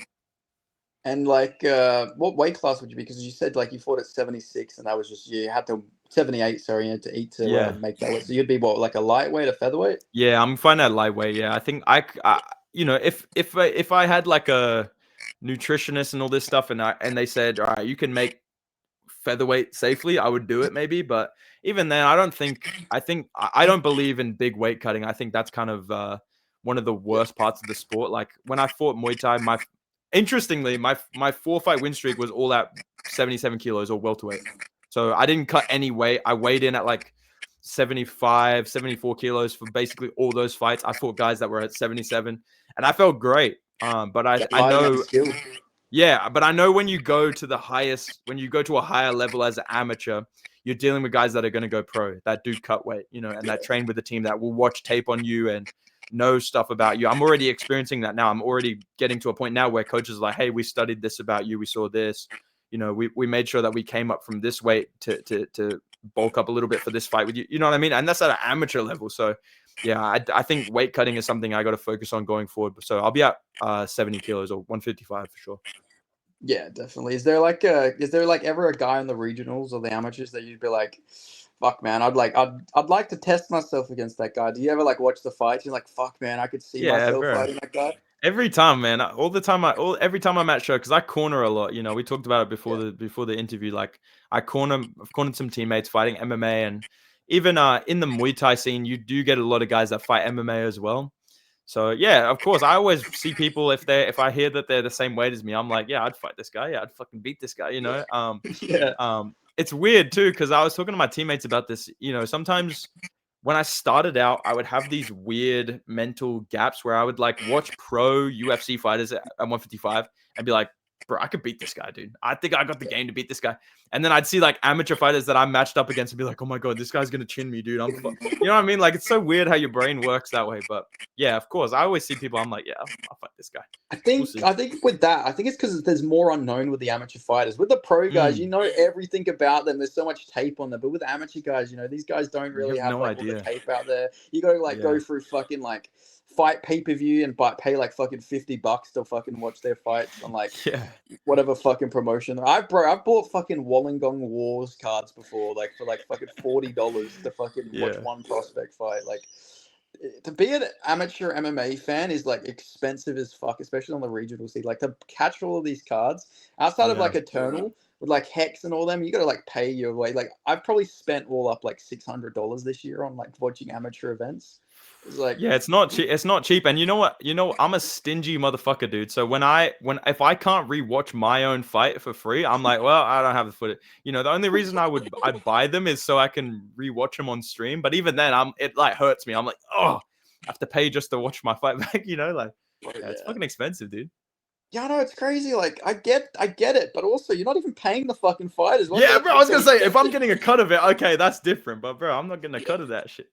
Yeah, it's like you're not even like I get it with pro cards at least. They're getting a fucking chunk of the fucking change. But these amateur guys, this is just fucking pure greed. You're not even fucking giving these Mate, cunts any of the money, it's for the love of the game.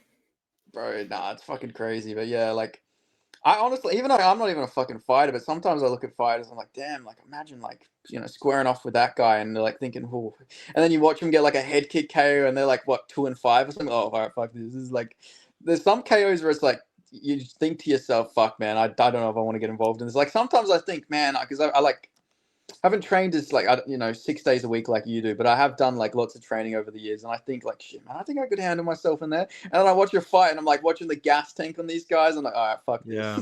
I'll stick to make interview on the fighters, not fighting Man, them. there is some I find I don't know. I think I don't get those feelings of like, oh man, I don't know if I want to do this. But sometimes I Yeah, think when you see a knockout, like especially in person, seeing people get knocked yeah, out in person, I'm like, man, this is not a game. Like you actually remember, like that could happen to me if I'm not careful. You know, like, if I don't train hard enough, or And one thing, one of my coaches told me, he was like a Muay Thai champion. He told me like when I started fighting, he was like, listen, you're like a nice guy, but just remember that if this guy knocks you out, he's literally gonna celebrate like over yeah, your dead body. You know what I mean? Like you can be friendly, but be friendly after. Like just remember that this is not a game, and this person will literally go out to drink and celebrate and be happy that they knocked you out. You know what I mean? And that for me, yeah, I was like, damn, this ain't a game, bro. Yeah. yeah, 100%. I always think that too. Like these people are gonna post you on their story. Their friends are gonna post him, be like, "Fucking kill Yeah. him!" Like he just killed him. Like they're gonna put them in Yeah. edits and TikTok edits and shit. You go like, Yeah. they're going to like fucking milk that shit if they beat you. So like Yeah. you, They don't give a fuck. And you do the same to them. It's them or you. That's really it. So yeah, that's I think why sometimes, yeah. Yeah. that's why I don't understand fighters who maybe like after they get like a bad KO, like Uriah Hall, like when he almost killed the guys, like bro, it could have easily been you on the other side. That's why you got to like Mm, keep that killer mindset when you're in there, because like you say, it's not a game. These people are going to try in there and like fucking rattle your fucking brain around. Like you got to rattle their yeah. brain first. It's hard though, because I think the reason sometimes that happens is because in the same breath, you and that guy, you both know what it's like. Like nobody else is in there with you. It's just you two fighting. So that's why at the end you always have so much respect, because it's like you guys got in there and just scrapped, and they've done the training camp. They've taken time away from their family. They've cut weight. They've done all the stuff that you've had to do as well. Like you know what they feel like. You've lost before probably. You know what it feels like to lose. Like maybe not to get knocked out cold, but you would be like, damn, I feel for you, bro. You know what I mean? Like you don't want to hurt. I don't know. Like I want to beat him. I want to beat him. And in the moment, I'm trying to fucking kill him. But I don't want anybody to be like, badly hurt like long term. I'd like for the fight to be over and we just go our separate ways. Hey, good fight, bro. Respects. And we go our separate ways. So I'm sure there's a lot of fighters that feel the same. There's some that don't. There's some that are just like shark brain. Like I want to kill this guy. Yeah. Here's the fucking Everybody's thing. different. You got Strickland. Yeah, dude. Everybody's different, man. Yeah. Yeah, like 100%. I seen in the live stream you guys did that you said your nickname Bedtime because you got the nickname because someone like choked you in the fucking gym or something like that. Yeah, man. I got choked out when I was a white belt. I had someone had me in. I was in the gi. It's kind of gay, but I was in the gi, and someone had like the. Yeah, me too, man. Someone had me in like a cross collar choke, and I was on their back, so I can't even really explain it. The guy was here, and he was facing away from me. I was on his back, and he had like a cross collar grip, just like this across his body. And I thought in my white belt brain, I was like, if I step over, it'll get looser, like it'll light loosen the choke. And I guess as soon as I stepped over, I just went to sleep. I just immediately just passed out. And they said I kept trying to roll while I was out cold. And then I had a dream. I was in the fucking shadow realm. I literally had a fucking dream. And then I woke up to people like shaking my legs and saying, I was like, what the fuck? So they all just started calling me like sleepyhead and sleepy time and all this bullshit. And then bedtime was one that came up. I was like, ooh, that's kind of tough. So we just kept that as my fight name. Fuck. That's actually a pretty like fucking sick backstory though when you think. Dude, I know, right? It's pretty cool, right? And bedtime goes both ways, like it's like, I'm putting them to sleep or I'm putting the crowd to sleep, winning by decision, you know what I mean? We don't know. I will change it if I ever get knocked out cold though. We're just gonna remove that straight away. But would you fight with that as your nickname? Like, Yeah, I have. Yeah. That's my fight name. Yeah. That's fucking that goes hard, bro. That actually goes fucking hard. It actually is tough, dude. Yeah. I've had announcers come up to me and be like, yo, like they come in, does anybody have any like fight names? I'm like, oh yeah, bedtime. They're like, oh, that's fucking cool, dude. I'm rooting for you, man. That's fucking sick. Fuck yeah, that's fucking awesome. Yeah. Dude, it's pretty cool. Yeah, no, fucking sick, man. I've had a few of my subscribers say they should call me a bed sore because I'm like all my videos are in my bed. So like, yeah, I used to stream in my bed, dude. They were like, "Oh, is this part of the gimmick?" I was like, "No." Yeah, bro. Just in my case, though, my household is so fucking loud. So like, only place I can like get peace and quiet is in my room. But I get so many people like, you gotta make it a bit more professional. It's like, bro, I just can't. I can't. My household's fucking loud, bro. Like these people don't understand how loud Australian households are. They don't get it, dude. Yeah, I know. That's what I had the exact same thing. I used to have the curtain blocking out the sun. They made fun of me for that. Now I've switched sides of. Now I've got a blank wall. I'm professional now. But yeah, man, I feel you, dude. They don't get it, man. They don't get it, bro. I feel like if I didn't have my fucking bed head here, like I feel like it'd be a bit more. That's fine. Yeah, that'd be chill, dude. You just stand up in bed, dude. Just stand up. That's all they need you to do. I'll just fucking stand up whole stream. So anyway, we're here with an yeah, exactly. Boom. There you go. Perfect. I feel like I'll leave more fucking questions than fucking answers. Just don't explain it. Just be like, "What's up, guys?" Just standing up. Next time, because I think I'm going to be interviewing Sourkilled again, so I'm like, all right, so I'm here with Quill and Sourkilled, or just like fucking stand up on the. Just jumping on your bed during the interview, just like, hey man, yeah. Bro, is there anything I should? Do you want me to ask Quill and Sourkilled anything personally from Bedtime MMA when I interview him? From Bedtime MMA, mate, we got to make this Quill and Sourkilled bedtime collab. I think I am because there's another guy that interviewed him, and he was like, I'm gonna try and get you guys together on an IG live, so.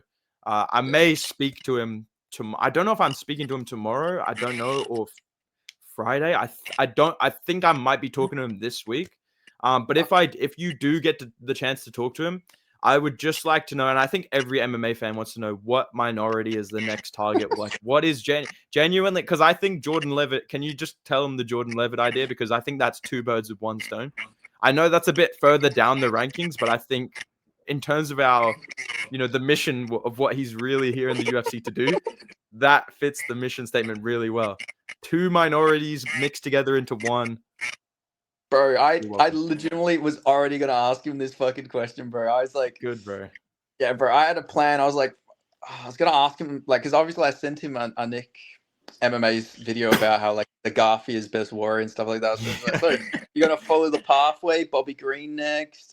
Then after Bobby Green, Ignacio Bahamondes, then after Bahamondes, like, fucking hell, Michael Johnson. Let's get Michael Johnson. Then we'll give him Zhu, fucking Rong Zhu, that's his name. I was about to call him Wong. Rong Zhu, that's it.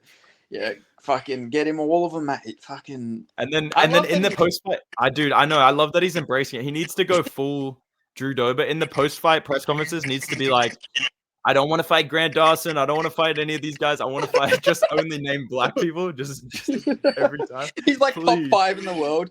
Give me Michael Johnson. Yeah. We want you. Hey, Quillen, you just won the belt. Do you want to fight Patty or Armanex? Nah, fuck that. I want Jalen Turner. Jalen Turner, I'm calling you out. Yes, please. But Jalen Turner's like on a 4-fight lose streak. Yeah. Dude. I love that there was a meme where it was like, who do you want next, Killed? And it was like Israel, India, France, and it was just him naming countries. Like, it doesn't work out. Dude, it's so good. I love that he embraced it, bro. Bro, the thing is though, there's 100% gonna be like an article that if he's ever champion, there's gonna be an article that comes out and says Quillen Saukild, fighter who refers to himself as the minority killer. Like, a fucking article that comes out about that in a couple of years, bro. Mate, we'll be in it. We'll be in it. Oh, 100%, bro. I just love the matchmaking. I swear the UFC plays into it like racial. Yeah, they know what they're doing. They know what they're doing, giving him fucking Jubilee and then Ashmoose. Come on. And then fucking Nasrat Hakparas on short notice. Like, the bloodlust couldn't wait, man. He couldn't wait. He didn't even need a full camp. The bloodlust was just waiting for him, bro. Fuck, man. Oh my god. Yeah, it's honestly one of my favorite little fucking like I even caused like a flame war in one of his comment sections because I said Pakistan's favorite fighter. I had like India and Pakistan like blowing up my fucking notifications. Why did you redeem it, sir? Why did you redeem it? It's actually crazy. Like he's got like 3 different fucking countries living in his fucking replies because he's like beating all these guys. Like, bro, they're all there. Everybody's on his team. Like Palestine, Pakistan, they're all on his team now. They're all riding with this dude forever, bro. Bro, before he beat Nasrat, he might have been the Muslim world's favorite fucking non-Muslim fighter. Like, he was like fucking, he's taking out the fucking enemies, you know? Yeah, dude, I know, man. Taking out India, taking out Israel. Fucking hell, he's going to get demonetized. It's gonna be so good, bro. Nah, him and Joe Pyfer need a collab as well. I think that's the next move in this. Big Joe body cam. Yes, body him cam Big Joe Pyfer. Bro, do you remember when Joe Pyfer called out Lucas Tracy in the fucking pre-fight? Yes, bro. That was like, I was like scared for my life making fun of him in the video, like saying he looks like a racist police officer. But then he embraced the meme and he's like shouted it out and all this stuff. So I think he's turned a corner. I think he's embraced the salty man, because I remember he was like really mad about Lucas Tracy. So I remember in my videos being like, listen, don't hurt me, Joe Pyfer. I just think it's funny. But no, he's cool. Bro, I will say though, he probably got one of the worst fucking hair transplants ever, because I'm pretty sure he's bald again, isn't he? Yeah, he's got rid of it already. He's gone. There was no point of him ever going to fucking Turkey in his life. Same shit with like fucking Paulo Costa, bro. Like, I don't know why he even got like a hair transplant. Like, his hair is. I think he did it for the memes. I'm not gonna lie. I feel like Paulo Costa, everything he does makes me laugh. I feel like he actually just did it for the jokes. Have you seen Renato Moicano? Has he got one? Nah, bro, he's like balding now. He's like, I don't know. It's like out of shit. Like, before he had like a full head of hair, but now it's like, yeah. Does he have like the Leon Edwards like bald spot in the middle? Like, is that what's going on? Yeah, like it's proper. Like the top. Yeah, it's looking quite rough. I mean, hey, I would be scared too if I knew Quillen Saukild was out fucking waiting for you, calling you out for Sydney. You know, it's keeping him up at night. It's stressing him out, mate. Quillen Saukild will fucking knock you out, mate. Yeah. Yeah, no, 100%. I'm pretty keen for the Sydney card as well. We should do like a matchmaking thing for the Sydney card, I reckon. Yeah, bro. I was gonna say we should do another thing before that. Like, that'd be cool, man. We could do like a matchmaking thing, or just like a preview for it. You know, 2 Aussie casuals just fucking glazing it up. Yeah. Yeah, bro. It's so fucking refreshing to talk to like another like a YouTuber who like knows all about the Australian fighters and stuff like that. Like, it's so, you know, all the fucking lore. Like, you know, every like thing I bring up. It's like, it's fucking awesome. Like, nah, man, dude, I feel exactly the same, bro. Because I feel like this is all like niche information that I can't really like. I do try and put it in my video. I do try and put my fans onto this information as best I can, but sometimes I'm like, it's almost too niche. Like, I can't bring up like when he fought this guy at amateur in a turn. I can't bring it up, but I know it. You know what I mean? Like, so even Quillen Saukild in the prediction videos, I can't really be like, yeah, but the way he fought Don Marfan, I'm like, they don't even know who he is. Yeah, you know. So yeah, it is very I feel the same, bro. It's good to chop it up with another Aussie casual, mate. You know. Yeah, mate, fucking bro. When I was like, so when I DM you and like, bro, the reason I kept saying bro is because like I know some Aussies, if you keep saying mate, it's like more of a fucking like I don't think people realize this. If you keep calling someone mate, it's more of an aggressive thing. Like, oh, It's fucking almost yeah, calm it's down, mate. almost yeah. I do. I try and be careful with it. Even when I'm talking to Americans, I try and be careful in case they take it that way. But yeah, no, I don't mind. I think it's only in voice. I feel like if you Yeah, constantly yeah, like, yeah. yeah, mate, yeah, sure, mate, it's kind of gets to a point where you're like, all right, bro, just. I think American version is like bud. I'm Yeah, talking to yeah, bro. this is I don't want to. All right, this is I'm gonna give you an inside scoop here. Okay. Okay. I'm talking to big Tim Welch this week. I'm talking to Tim Welch this week. Bro. Yeah, dude. So I'm pretty excited about that. But yeah, I feel like Americans that are like, or if he's gonna keep like calling me bud, I think I'm gonna start getting like. But no, If bro, hands gone. I think Americans they don't do it in like an aggressive way. Same with Yeah. us saying mate, but people do take it that way. I think yeah, it's one of those things. Yeah, bro. Like, cause when I think about bud, I think about like a dad from like in America. I think of a dad like from doing catch. He's like, you want to go throw the ball, bud? Like, Yeah, like, exactly. When someone says bud to me, like Guru was saying bud to me in the DMs, and I was like, bro, just stop. Like you're not Tim Welch, bro. You're not the GOAT, okay? bro, that's fucking awesome though. Was oh man, what's the welterweight guy's name that oh he was a veteran. He fought for the welterweight title, but he missed weight. He does like the podcast with Tim Welch. Was Oh, he there? Rich, bro. Yeah, dude, I'm excited to Rich. meet him too. I'm like, oh my god, you fought Nick Diaz. Yeah, I'm so excited. Bro, you got to ask him about the hospital fucking story. Like, I got to, bro. fucking trapping Nick Diaz in a fucking hospital. He must get it so much though, but I'm definitely still going to. I was talking to my mates about this. I'm definitely going to ask about that, and I definitely am going to try and sneak in some impressions of Tim Welch when I'm talking to Tim Welch. I'm super excited though. I'm fucking actually really pumped. It's gonna be cool, bro. That's fucking awesome. Dude, but we gotta ask. We gotta know if it's really gonna be big though. Is Schmitty gonna be there? I'm as soon as I join the fucking call, I'm gonna be like, where is he? Where is he? Where's bro Schmitty? Fucking damn. That's like. I was talking to my chat about this. He must, because I don't know if you heard the story where like he was like ranting up to some girl and she's like, "You're better than Guru." You know, Guru. Yeah. I like Guru. He must have been ranting to her about Guru for her to just like randomly bring Guru. He must just be having nightmares about Guru, dude. Like straight up. Bro, Jerusalem lives fucking rent free in his head. Yeah, man. But no, I do hope I get to meet Big Schmidt. He's the GOAT. I feel like he's one of my favorite characters in the Sean O'Malley universe, dude. I love Schmidt, man. The extended universe. Bro, did you see the Marab photo? He posted all of his like every bantamweight with him. Yeah, dude. I saw that. Sean O'Malley was actually in like the fucking jacuzzi because they because I know they ran into each other and they were in the jacuzzi. But yeah, I did see he edited everyone into it. I thought that was pretty funny. Yeah, no, that's fucking awesome. I'm happy for you, man. To especially Thanks, how you took the screenshot with fucking Sean O'Malley. Now you're I wasn't even thinking. I was just like, oh my god, Sean O'Malley. I just took a photo straight away. Could have just pressed print screen. Bro, I did the same thing. I joined a live stream with Tai Tuivasa like 4 years ago, a couple years ago, and bro, it was fucking weird. It was really weird. But I took a screenshot of it. But eventually, like I was on there for like 5 minutes, and then eventually, at the end of it, he told everyone to rob my house. So that was a pretty We love Tai Tuivasa. We love Tuivasa. We love Tai. We love Tuivasa. Like I was telling him how he could beat Ngannou, and I just started like swinging for the fences on the fucking thing, and all the comments were like, "What the fuck's this cunt on?" I was like, "That's how you beat him, mate. That's the one. You got to go out there, plop your bloody right hand on him, yeah, dude." That's how we talk. He's like, "Have you ever had a fight before, mate?" And I was like, "Oh, I have, mate. That's the winning technique. That's how you fucking get it, mate." Shit, dude.